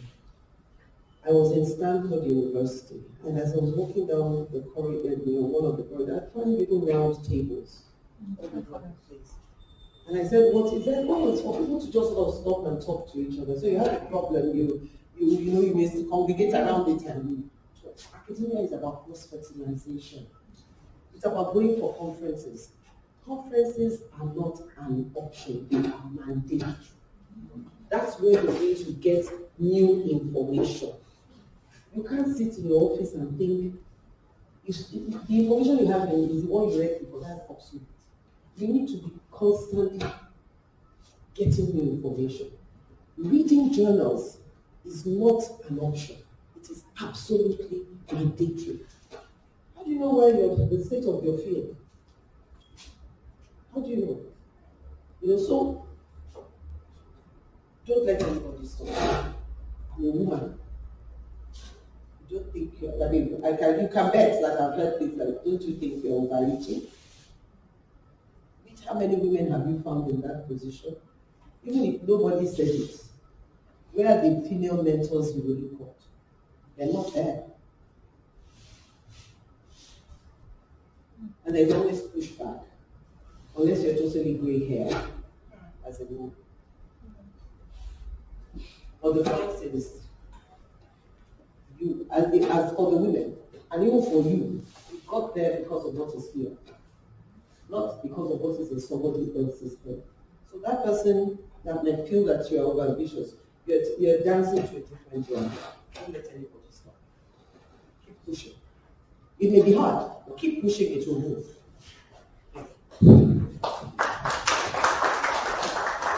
Thank you so much. I'm Dr. Chancellor for the department, research. Technical authority department. If you are moving anywhere. Exactly. Let's hear it. Oh, okay. Maybe ask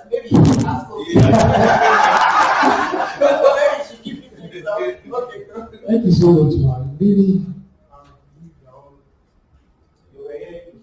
encouraged, and it's like this is the first time I'm hearing you physically.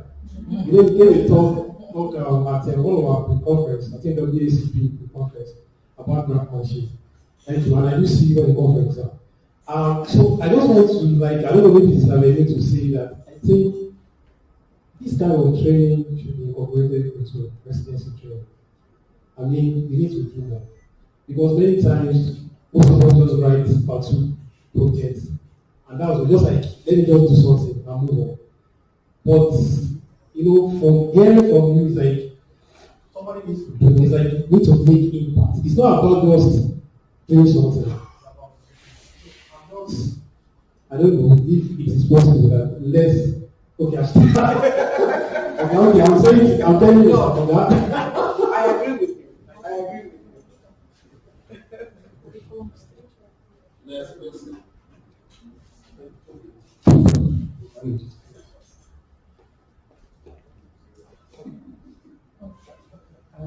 Thank you, Prof. My name is Gloria. Thank you. My name is Gloria Patrick. My question will be, well, thank you very much. It's like you did everything in a few minutes.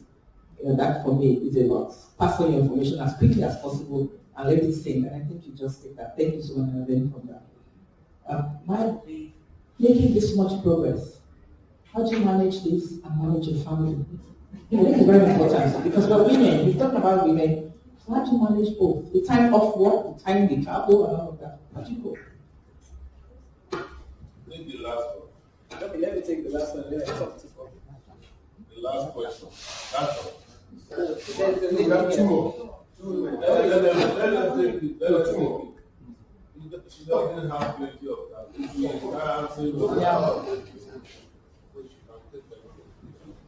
Thank you very much, Prof, for this very rare opportunity of interacting with you.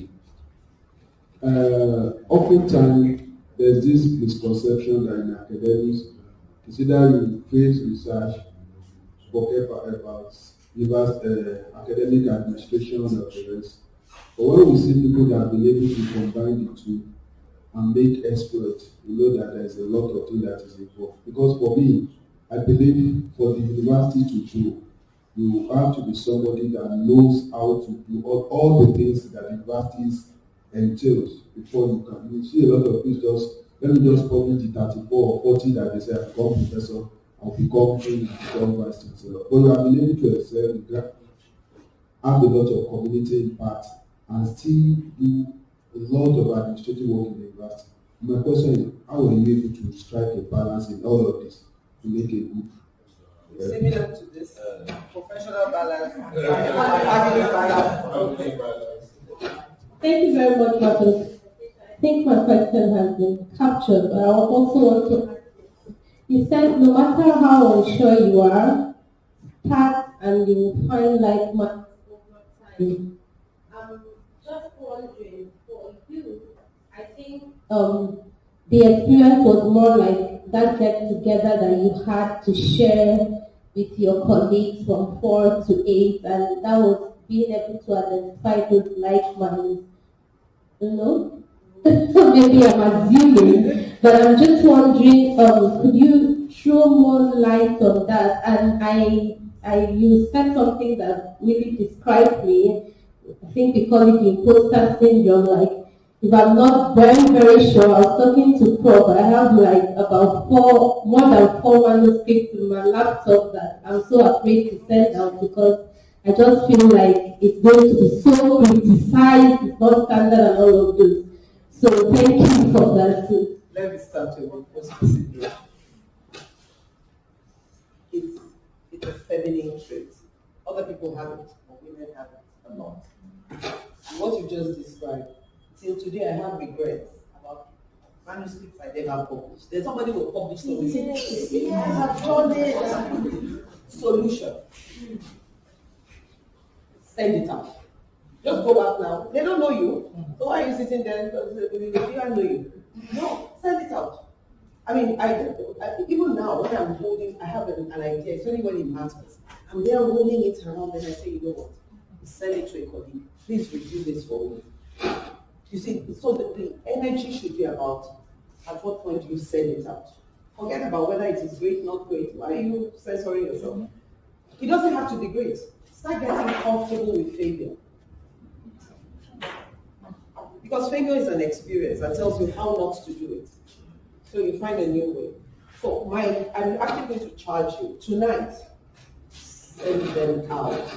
Or send them out. What's the worst thing that can happen? Rejection.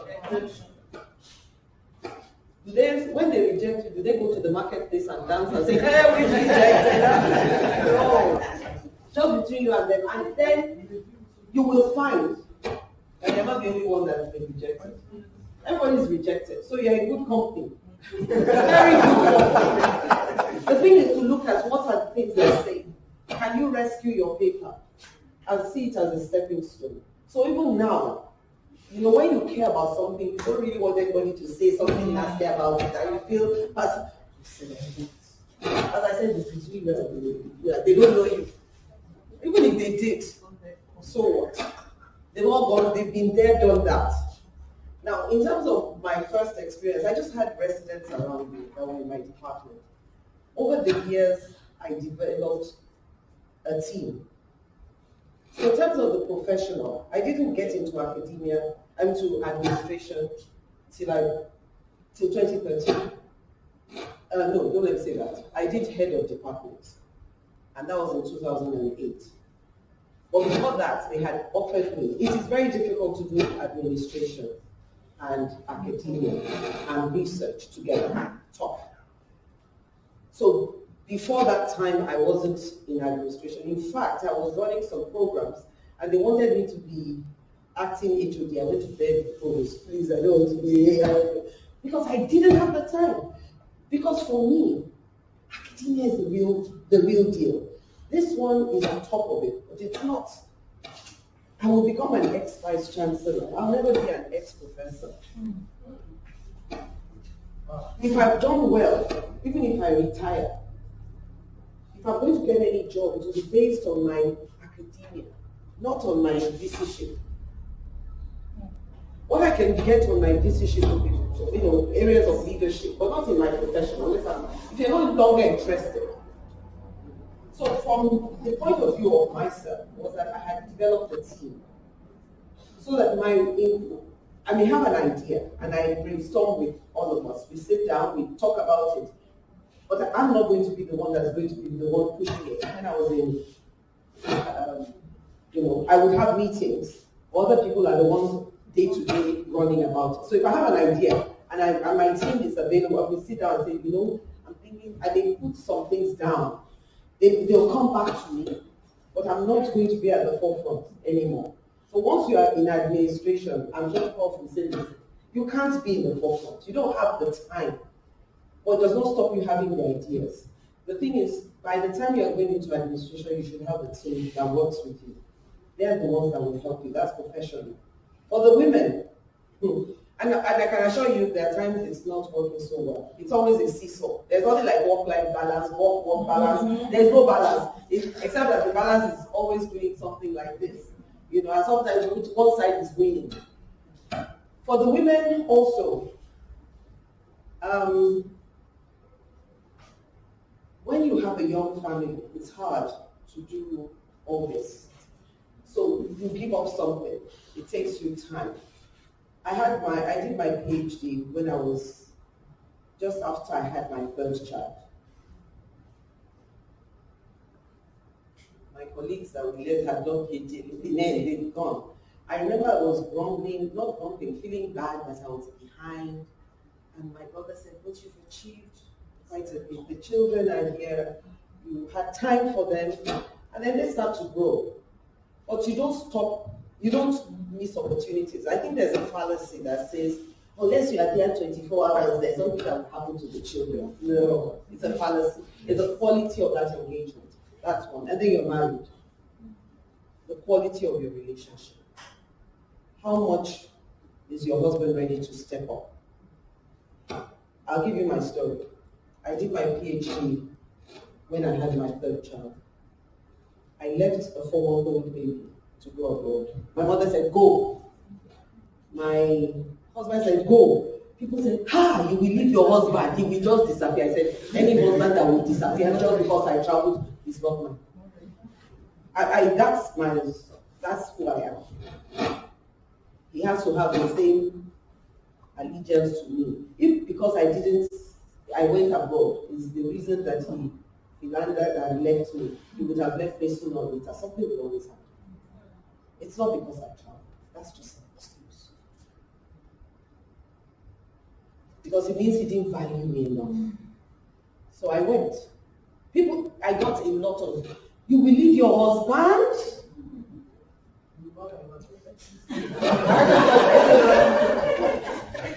You see, if he's going to run because I traveled, I could be ill in hospital, I would be there for a year. Is he going to go? There may be many reasons. So when I traveled, my mother said, go. My mother said, go now. This child is too young to really know you. All this child needs is food, warmth, lots of love. If you leave, wait and say you're waiting till 3 years old, he's become attached in a way that, and that's the truth. I used to call home maybe once in 2 weeks. Nightel those days, and I would sing a song for him. And we kept on singing the same song, and he would listen. When I got back home, he first of all ran away from me.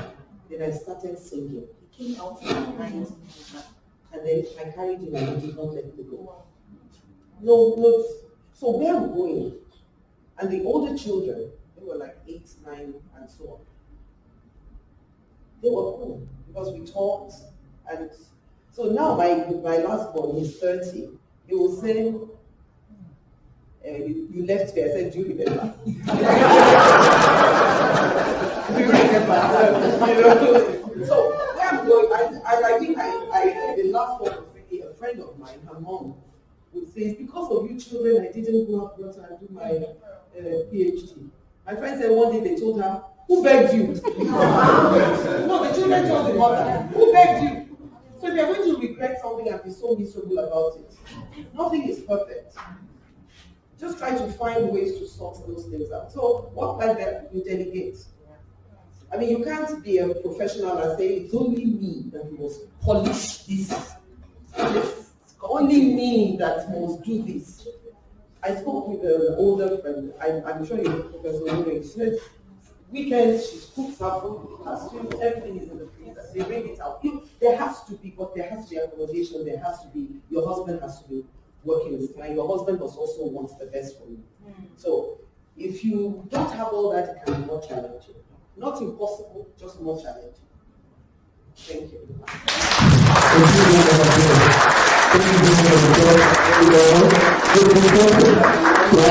The one with you downstairs. So please let me give you a introduction. So we're talking about the work-plan structure, and like you rightly said, it helps us to list all the activities associated with our project. And if we effectively listed all those activities, then we can cost effectively and also determine our timeline for the implementation of the project. So we said it defines the scope in terms of the stakeholder, in terms of what the stakeholders should know about the project. It provides a structure for organizing information regarding the project's progress, status, and performance. Once you've listed all those activities, then it can help you at any point in time know the progress of the project, the status of the project, and how your project is doing.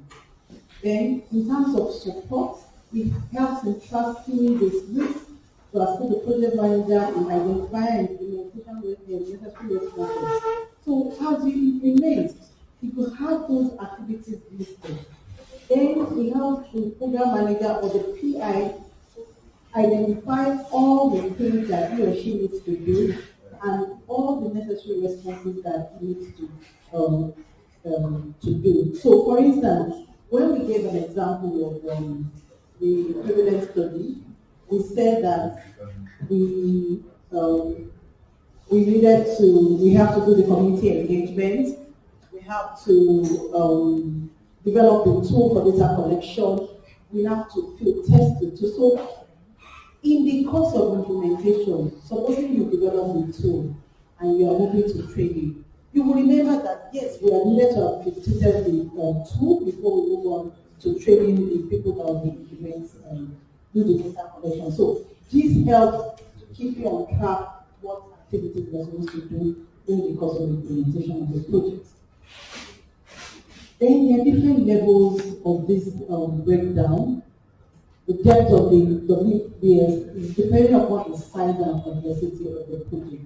So if you have a very big project, you can have activities at the national level, you can have activities at the state level, you can have activities at the community level.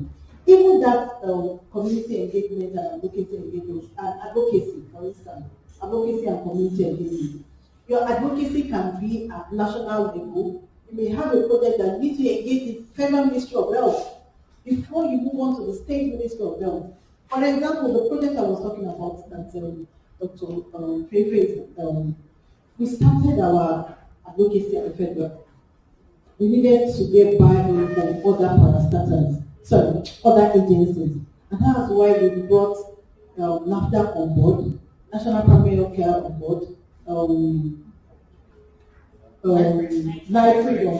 So our advocacy started at national level, then state level. The states that were going to participate in that study also were engaged. Then community level, where you are going to implement your project. We were having challenges with recruitment. We had to move to communities to do our recruitment. So in those communities, we needed to do advocacy and community engagement. So those your work breakdown structure, we have different engagement levels. Then the rule, the 100% rule. This rule says that the work-based structure includes 100% of the work defined by the project scope and captures all work deliverables to be completed, including project management. Ensure, try as much as possible that everything that you plan to do must be in that work breakdown structure. Because if you don't put it there, you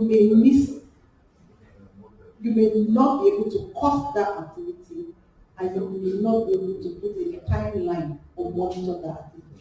So try as much as possible that 100% of what you plan to do put in that work breakdown structure.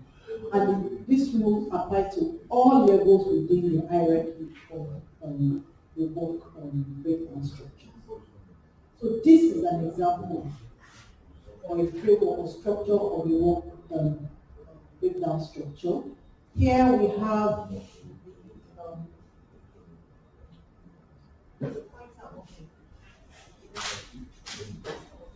okay, so on the very top we have the project, the goal of the project title. We have the mission, like the goal. What do you want to see at the end of the project? We have our different deliverables, and for each deliverable, we have tasks we need to carry out to achieve those deliverables. So this is a template for the structure of the breakdown. So, like I said, you can have different levels. The first one is the first level, the main goal. The second is the second level, the third level, and out of this third level, we may have also deliverables coming out from, or activities coming out from the different levels. For example, the equivalent study, we have it on top. The activities, you can put it. So one of the activities we said is community engagement. We can break down our community engagement. We look at the heads of those communities, mainly the chiefs. We look at the gatekeepers. We can look at the heads of different associations, maybe head of the youth, head of the women, all those kind of things. We can break it down, and we can have the local government itself, maybe the chairman of the local government and the official of the local government or the community we want to work. So we can actually break down those activities to different levels of engagement. So the first level describes the goal you want to achieve once the project is completed. So that's what I said, the overall goal of the project. By meeting the stakeholders, the team can start decomposing the product into smaller and more manageable components. So we said this is the second level, and we start breaking down activities. The third level, we also, once we from the second level was our prevalence. The third level is those activities of the prevalence. So we choose one activity, we said community engagement. Another community engagement, we have regular stakeholders that we're going to engage the full implementation of the study. Then we can also have the last level. So we can say like field testing of the tool. So should we look at the entire tool or components of the tool? Where should we do the field testing? Outside the place where you want to conduct the study. So all this also can be broken down. So it's very important to keep in mind when developing your workplace structure. It's created with the help of the team. So don't do it alone. Like I said, project management, project development is a teamwork. You cannot, and that's what Professor Ogunsola alluded to. You cannot do it on your own. You cannot be the expert of everything. You must have a team that can help you through the development and implementation of the project. The first level is completed before the project is broken down further, which is your overall goal. Each level of the WBS is a smaller piece of the level above. The WBS includes only levels that are really needed. So if those things are not needed, are not relevant, do not put it in your work plan. The labels not included are not part of the project. So if it's not there, then they're not necessary, they're not part of the project. And remember, teamwork is important. Work as a team. So work packages are enriched when we include the variables that one can be realistically and confidently estimated, can be completed quickly, can be completed without interaction, in other words, without the need of more information. Then maybe outsourced or contracted out. So if testing of the tool, you can outsource it, you can do someone to go and do for you. You can even train a community member where you want to test test for you. So what are the benefits of the work breakdown structure? It helps prevent work from slipping through the cracks. So if you outline everything you want to do, you will not miss it. Because you will keep going back to check, okay, what are the things that I've said I want to do or achieve for each objective. It provides the project team members with an understanding of where their business fits into the overall project management plan. What this is saying is that if you have a large team and you've listed all the activities of the objectives and you've assigned roles and responsibilities, it's a puzzle. Everybody knows where they fit in the overall project management plan. It facilitates communication and cooperation among team members. So if everybody has identified their roles and responsibilities, they know, okay, so at what point do we meet? It helps prevent changes. It provides a basis for estimating staff cost and time. Like we said, if those activities are well aligned, you will know the roles and responsibilities, how many people that you need to do the job, what it will cost, and the timeline for these activities. It gets team buy-in and builds the team. So if everybody has worked together to develop the work breakdown structure, you will understand what the project is all about, and everybody will key into the implementation of the project.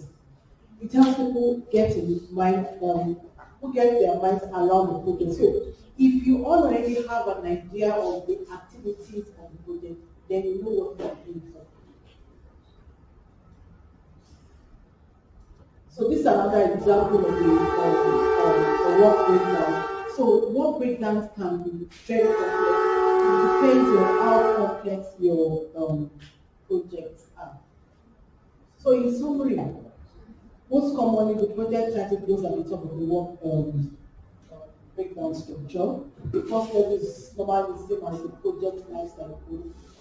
The following levels break, the following level breaks and break is smaller. So as you go to different levels, you break down the activities of the project. The work required at the top, it's a top-down effort to decompose the deliverables and the work required to produce results. So as you go from the top, you break down to smaller bits and pieces of what you want to do in the project. The complete scope of the project, we look at the products, the project, and the management are all included. And also note that each work package consists of rounds, things rather than action. So what are the things? So testing of tool, so all those things that you want to do. That's all.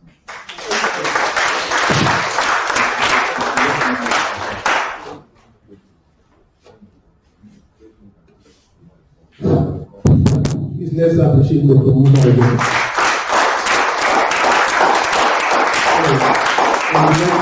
We know that it's not only enough to write a grant and rule, the management of that grant is also very important. And if you manage it very well, the funder will trust you better. And most likely will get more and bigger grants.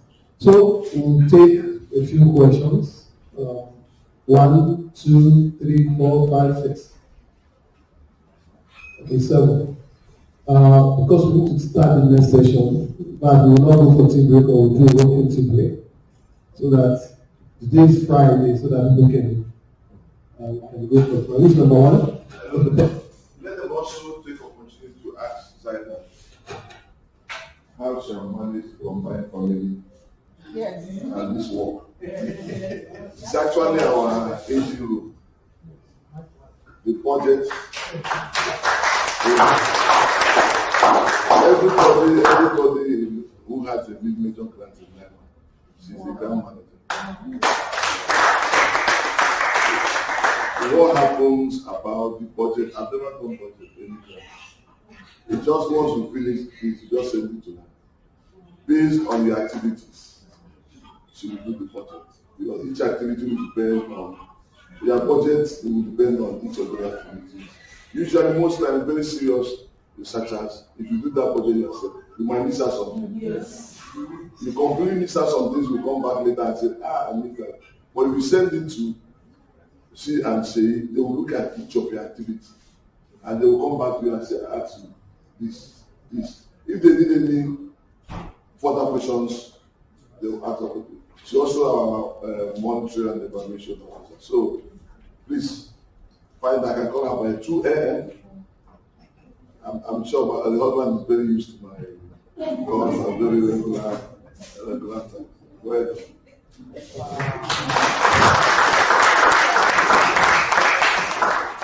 You want to answer that first? Let's start from that. I think we're so good after that. You can't balance it, that's just it. So keep struggling to balance it.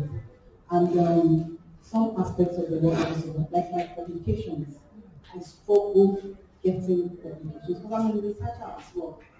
Aside what I do, I have to sit there because my progression in life depends on my publication. So it's a struggle.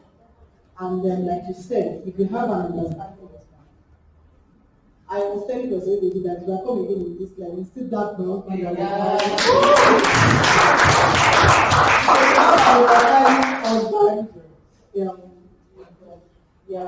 They're good to go. And like she also said, delegates. They don't try to do everything by themselves. I have a large team. I have a lot of people on my team, but there are times human nature that you just have to, okay, so you need to review what you've done, but try to delegate so that you reduce the burden and little time. There are times I try to avoid going to persuade which is okay. But if you go to persuade it's closed. So you try to manage your time. So if you have things to do, just lock yourself up and get those things done before. Many a times I don't start my work until after for when everybody has gone because during the day people keep going in and out. So if I want to do any serious work in NEMA, I start that serious work around 5. And that's why I work late. I prefer to do, and one thing I do is that when I get home, I try to drop everything. I work late, so once I get home, I drop everything. Thank you. Okay. So for men as well, I'm going to look for understanding its facts. Number two. Who is number 2? Thank you very much, Madam, for the incisive lecture. So my question is coming from the point of practicability as a researcher, and with everything that I've learned here, I found out now that I need to improve my skills on accounting. I don't know how I'm going to start with that. I hope you can enlighten us more on that. Although I got from the work breakdown structure that you get on board that we need to have a larger team. But from the previous lectures I've been listening to for the past 4 or 5 days, I think as the principal investigator or if I'm involved, I also need to have some basic knowledge of accounting principles. So I want you to enlighten us on how to match that aspect. So, yes, as a principal investigator, you have to have these skills. But like I rightly said, you must have a team because you can't do everything by yourself. I'm primarily a biostatistician. I just picked interest in budgeting because it was an area that we didn't have expertise. So I just so let me say half of the things I knew my husband taught me because he's an accountant. I was able to learn quite a lot of things. So You have no time to manage. So for everything you do, anyway you can pick the skill, but you learn on the job. And there are lots of videos you can watch on YouTube. There are lots of webinars you can go through. But it's when you do it that you gain that experience. So if you say you want to learn, have some accounting skill, you must have a project that you want to do. Because that's when you learn. So if you're bringing your proposal, you come up with the activities, try your hands on the budgeting, do a draft, then send it to an expert to perfect for you. So that's how you learn and gain experience. Let me also add, my brother cannot be an accountant. you must learn to trust your team. I don't act assumptions. That's the truth. I have people, people who in accounts who I trust. I jokingly tell them that I've told my wife something happened to me. These are the list of people you will know that the people who put me in trouble. I think it's very important because you can't. Actually, I wonder how she does it. You can't do your science and also start looking at 1 kobo or 2 kobo. The only thing that I do is that quarterly, I say, please give me my balance, give me, how our bond rate, how are we spending, how is the balance, and then they give me an spreadsheet of how the funds are being spread and activities and most times the study coordinator for that particular project, I'll just say copy the person. Once the person goes through and says this is fine, I have 2 layers of review. The accountant have done that, the study coordinator have done that. So what I'm now doing is just to scan through. Once you have that, actually that's the only way you will not kill yourself. If you want to do that money honorary we are getting, usually most times when you get a grant, it might only be 4 people listed on that project. She will tell you. Not only 4 people listed on that project. But what we do is now come, you now hire other people who will do the work with you. Part of that, your own honorary. She will tell you, we might have for data manager in the project this amount of money. But she knows she will work with other data entry people who are not budgeted for. But this pooled money together will be used to pay everything. I use the term, he who chops alone. If you want to collect the money and finish it alone, you will die alone. So, but if you have 1, 2, 3, 4 grants, and you are paying other people, so by the time you get $500, $1,000, $500, you go 5 or 6 places, you will make up than you want to chop $2,000 in one grant alone. And you will not be able to have time to even do that. So it's important to have some idea about each company, but please don't be your own accountant. That's the truth. You cannot be your own site. You are studying coordinator. You must have a younger person, and that's what mentorship is all about. You must have this. All the grants about DG is in 9 months. There's a younger person who is actually the person running the grants. You are just taking the glory, but it's actually the young person doing the work. I should be willing to allow the anointing flow around. Otherwise, the auditors, the accountants, the administrators, they won't say, we're not going to pass your paper. But the paper can be in that desk. I know you don't master any activity. It happens in this environment. He will tell you what it goes through. The hotel said no. Or auditor can always find something wrong with the paper. If they decide to be on your case.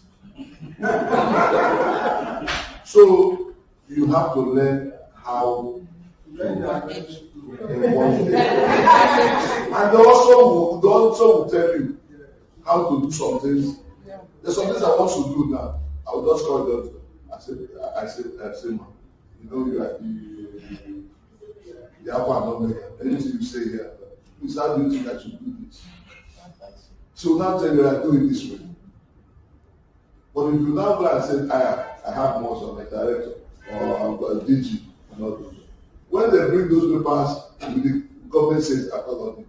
The DG, because he has to protect his job. When they bring and say this thing is against the government rules, DG will call it and say, no, you have to go and do what they say. That's the truth. So it's a team. Grandmaster is a team. Your success is also a teamwork.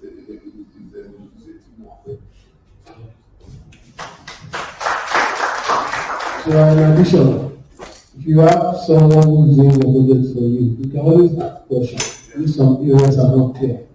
So, number 3. Thank you so much for the presentation. My question is regarding a statement where a project manager puts a better paying job and then leave your project. So in my own thoughts, I was assuming that the project manager comes in early when the primary investigator and the co-investigators and becomes part of that focus team. Or is it that after they've made their own assumptions about their study and formulated their study, they then hire a project manager for maybe smaller scale service? So the process is you respond to a call.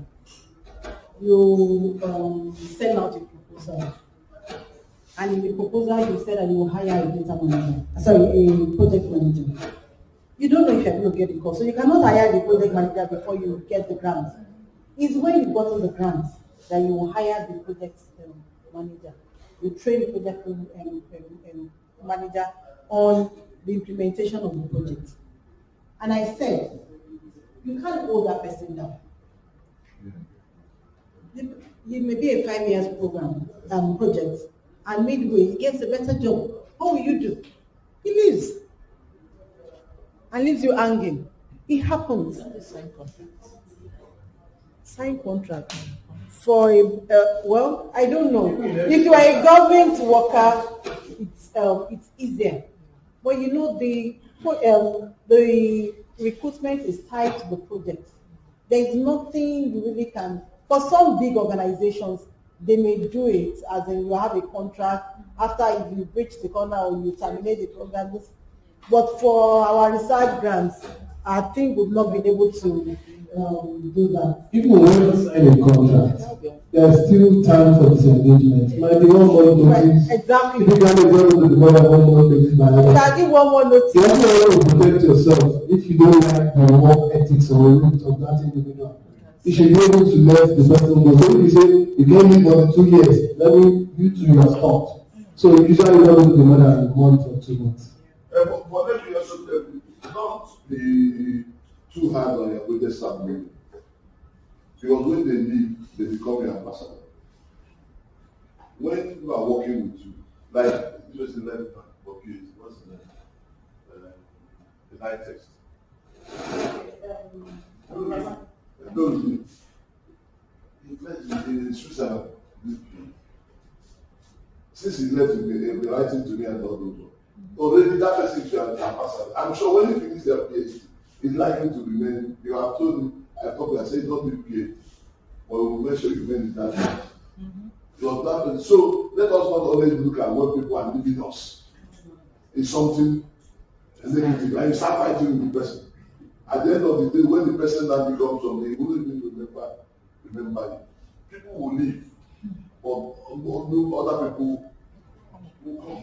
It's a natural, don't say because I've trained you, if not because of me, you will not be what you do. Are you God? You be God. Number 4.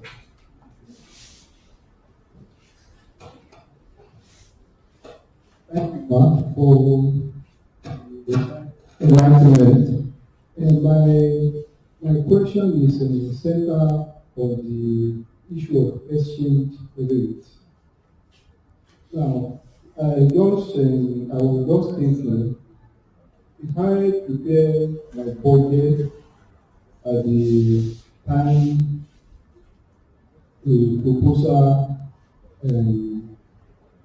was submitted, and then at the point of submission, I have already prepared my budget and I submit, and then after getting that grant, due to the economic situation, the exchange rate has gone up. So in a situation like this, of course, you may not have really act on so many things like the increase in the price of consumables and some other things that you might need during the life of that project. So if something like this happens, how do you cope with it? How do you cushion the difference? Thank you very much. This is a very main question. So in terms of the exchange rate, for most projects we do now, we try as much as possible to do it in dollars. It's not all the projects that they will pay you in dollars, but for those that they just do the projects in dollars, because it's reasonably stable. Most of those things that we're buying from outside the country, the price difference are not so. So if you do your budget in a stable currency, no matter how high the inflation is, you still get to buy the things that you need to buy. Where you will have the challenge is the inflation rate in your country. So if, for instance, now, maybe the budgeted 30,000 per night for accommodation, and earlier this year, in some certain parts of the country, currently the price of diesel have gone up. Other things, toiletries, whatever that take the hotel to maintain, they are gone up. That will affect the cost of that accommodation. So it goes up. Those are the kind of things. But if you've done your budget in dollars, where you will now have challenge with is the conversion rate, which can be minimal and can be managed. So it's always advisable do that budget in dollars because the dollars is reasonable, is reasonably stable, so that at the end of the day, you still have money to do what you want to do. That's one. Number two, a lot of funders, most funders will not give you extra money after they've given you the grant. What you can do is you need to reprogram. So you say you will do 1, 2, 3, and this is the cost. If there is a way you can make savings from one budget line and move to the other budget line, then try as much as possible to do that. But you need to take permission from the funder, because it's like redirecting funds from one budget line to another.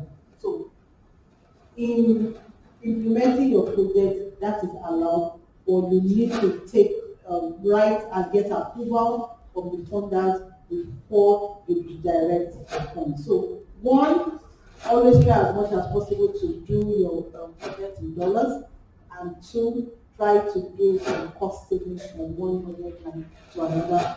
And during it, even when you're doing your budgeting, most funders give room for inflation, especially if it's a project that's going to span for more than a year. So the second year, they will put some form of percentage for inflation for the following year. So some of those things are addressed when you're doing budgeting. Number 5.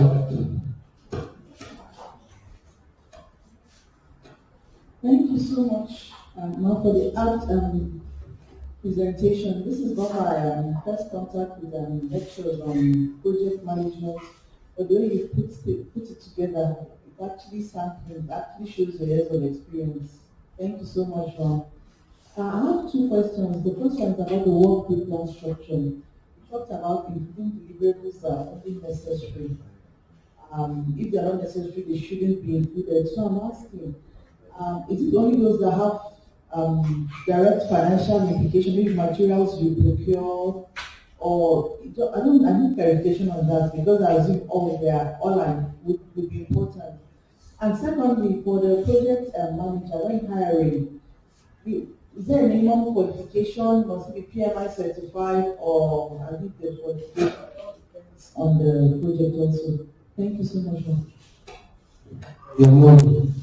Okay, so let me start from the last question. The person doesn't have to do it, you must have to have this application. How many project managers have you had in this country? And we have quite a number of people that are experienced in conflict in project management. What we need to is the work ethics of that person. Is the person a committed person? Is the person willing to learn? Does the person have the basic qualification relevant to that project you want to do? If you have a project that is heavily lab-based, hire a basic science person as a project manager, because they will understand what the project entails. Then the experience. Does that person have previous experience in similar projects? Because we have a project that we're doing right now, one of our projects, and it entails moving samples from different parts of the state to Lagos. If we don't have people experienced in sample shipment, sample sorting at the point of collection, sample shipment, sample receiving at the point of when it gets to Lagos, we have a lot of challenges. So you need to hire somebody that have that idea of, okay, so at every stage, what are the things I need to do? What are the things? Because it entails a lot of logistics. So these are some of the things you need to look out for when it doesn't have to be a certified person, but just ensure that the person is committed, the person has experience, and has relevant qualification in the projects that we are implementing, and you can pay. So maybe if you have like a master student working with you, and you realize that master student is motivated, he has knowledge of what you have, you can, I think, it's going to do the job well for you, and it's not going to affect this our program. And bring down on board. Okay. So in terms of the deliverables, you said, so when you are doing your work breakdown, there are some of those activities that will not have any cost associated with it. For example, ethical approval, national ethical approval is important. It's a big step before you can implement your project. But ERE does not collect money for ethical review. No, the chief. They don't collect money. Yes. Ah, But it's not a big money.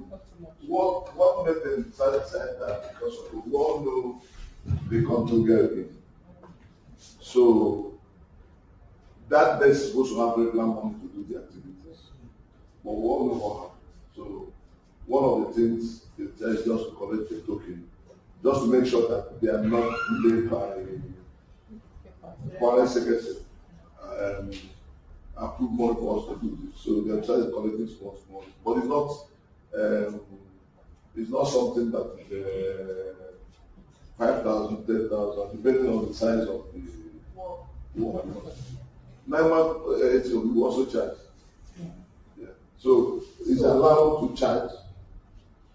It's something for us. We have our regular meetings.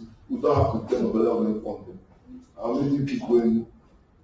Our statutory meeting. If they are depending on government to have their meeting, it's only when they approve the money to have their meeting. And the review of protocol cannot wait, and also pay our review. No people don't want to review anything again. So those who review, we pay them something, 1,000, 2,000. It just encourages them to do that. 6.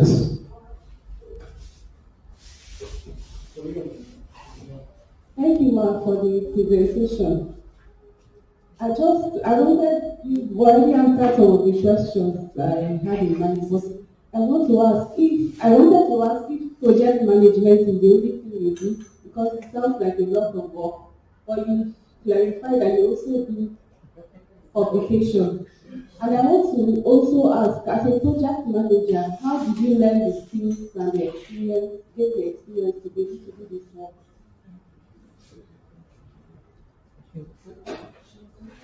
The truth is that when I started, so like I said, primarily I'm about statistician. Now I have a big deal of statistics. So when I started working in NEMA, I noticed that we had quite a number of projects and programs that we were doing, and there was no M&E components. So I decided to go for an M&E training. I actually paid for that training in South Africa, Metro Evaluation Training, 2008. That was what opened my horizon to project management. Because quite a number of things that are being done in M&E also are related to project management. To tell you the truth, I've not really attended a course officially, a workshop officially on project management. But I've had bits and pieces of it there, read, try to do 1 or 2 certifications online, and that's how I'm experienced on the job. The truth is that even if you go for those trainings, you do certification, if you do not manage your project, you cannot know how to do it. You cannot. You don't read them in the books. You just have guidelines, structures, but it's when you experience the implementation that you understand what project management is. Because you may have a beautiful plan, beautiful proposal. Like I said earlier, the list of your problem or the easiest thing is writing the proposal. The implementation is the biggest challenge. That's what I've discovered over time. So the experience over time in managing your projects is what makes you a better program planner. There are lots of courses that are good, but it's important that you experience and you learn in the job also. Let me add, when she was talking, she mentioned something. Self-development. You know, some of us are saying, my university not send me for this. Nobody is going to develop you. I remember when I came to Ghana, most of the conferences I attended, I paid with my money. Most of the training I did, I paid with my money. And I also teach you from back. You need to commit to your own development. It's good to have change of cars, change of houses. But part of that money, you have to use it to train yourself so that you have a second-hand value. If government say, I should leave the universities, you are not bothered. That's the truth. So you need to spend money to train yourself. Don't wait for my institution. You know, there's some people who are like that. My institution don't give me money. I apply for this course. And if you think that can change your life, you go and do the training. After all, that training is for you. We always say they need sponsors for conferences who will not go. Let me ask people here, everybody, that you must have at least 2 conferences every year and another one every 3 years that they never miss. You have 2 conferences like that. You attend, no matter what happens, you must attend them. You have like that. You have like that. Which one have you?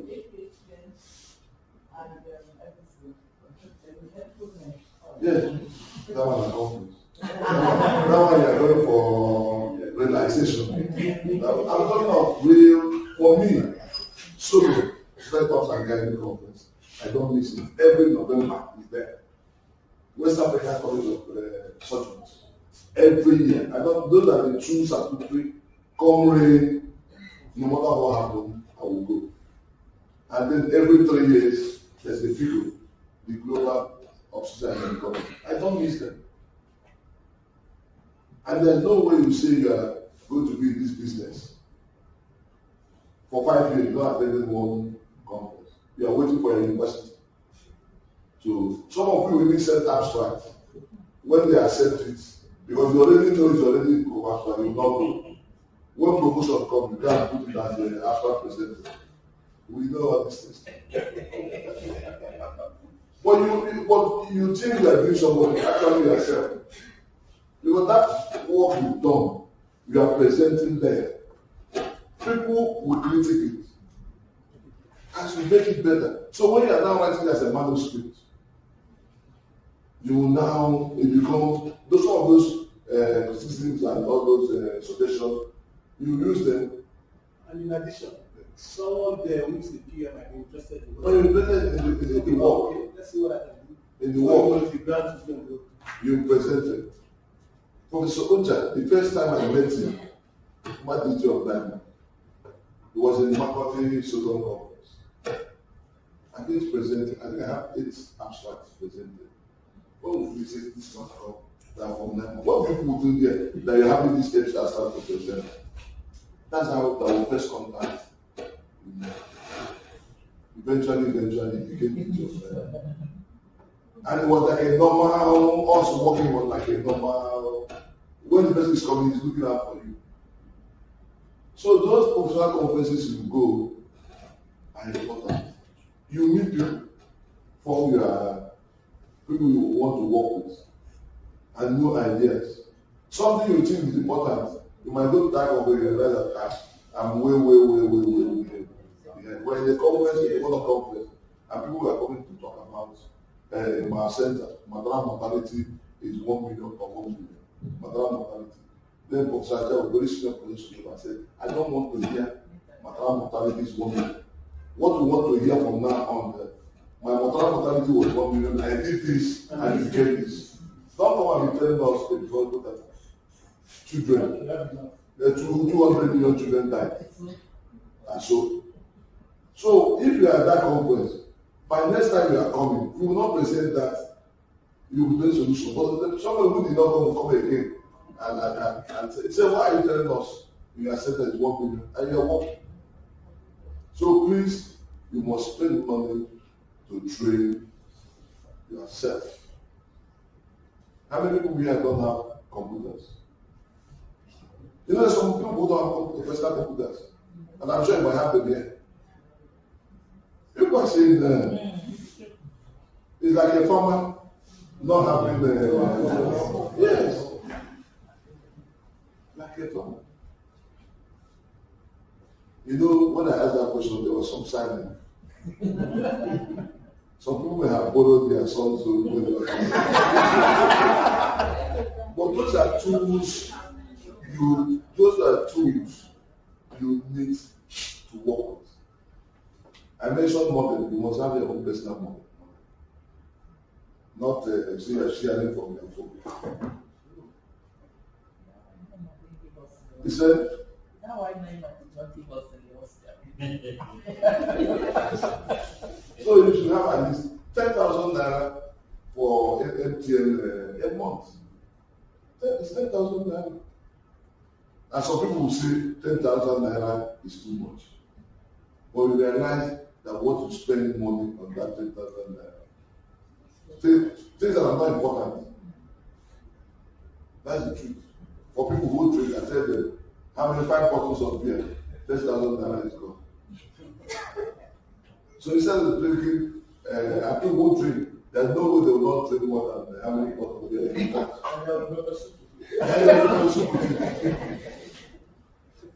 But the premiums are scheduled every weekend.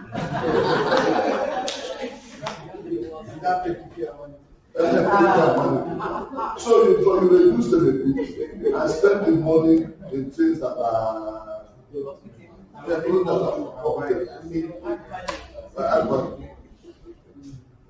Thank you very much.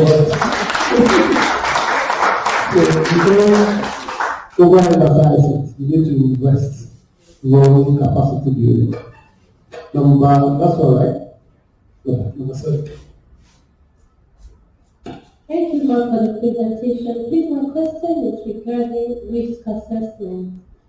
I know you mentioned if you indicate laws that can get facility their grants, and I was just going through it, and the person was trying to okay, we do this, but I also have challenge on how to, conceptualize exactly, maybe, I should just assume that something will happen at a particular point, and then measures towards resolving those. So it's actually challenging for me, and I don't really know how to go about it. Thank you. Take the 2 questions together. Thank you very much, Mark, for the wonderful presentation. I do remember that when you started, you said you were told about this yesterday. And in between yesterday and today, you can do this. I think I do my cap. It shows a lot of experience along the line that you have been through these cases. I don't know if I've not seen the other two. Also, technicians from your background of statistics, you can share with us how to do the statistics as it relates to research. And I do remember that we raise a question sometimes that the fact that a statistician will be better. That has to do with sample size calculation and set of questions. I don't know if there will be time. I know that in some period about technology, there's this, I know it's something that you, but there's a way they do it. I don't know, I'm not able to do it. Maybe Excel or something that they to plot like this and those ask maybe practical sharing with us or how to do some of those so that it will help our work as well. Thank you very much. So let me start on our question, risk assessment. So this WPS will help you with your risk assessment. If they are able to highlight and list all the activities and break them down, you will be able to do effectively your risk assessment. Let's take, for example, the community, the example, Shisukumiasis, elements of Shisukumiasis. The first activity we said we were going to do is community engagement. What can go on during your community engagement? Violence, security challenges, floods, a lot of things can go on depending on those selected communities they are going to. So that's how you think through your risk assessment. If you've been able to do your work breakdown effectively, then you can determine where those risks are in. So, first of all, start with your work breakdown structure. Once you've listed all those activities, then you are likely to understand how you are going to conceptualize the risk associated with the implementation of the project. Did that answer your question? So, statistical, I think it's on the agenda for the, I don't think it's this week, I think it's next week or something. There's going to be sessions on statistical issues, proposal development. Okay, doing that. So I don't know if it's part of the scope of this. It is. We have a practical session immediately after this, which we are going to do with your mentors. You sit down and finalize your work plan, and chat, work-based structure. So that's what you're supposed to use the next session to do. So that's where the timeline and everything will come into play. So it's going to be a breakout session for that. So if there are no other questions, let's appreciate the information.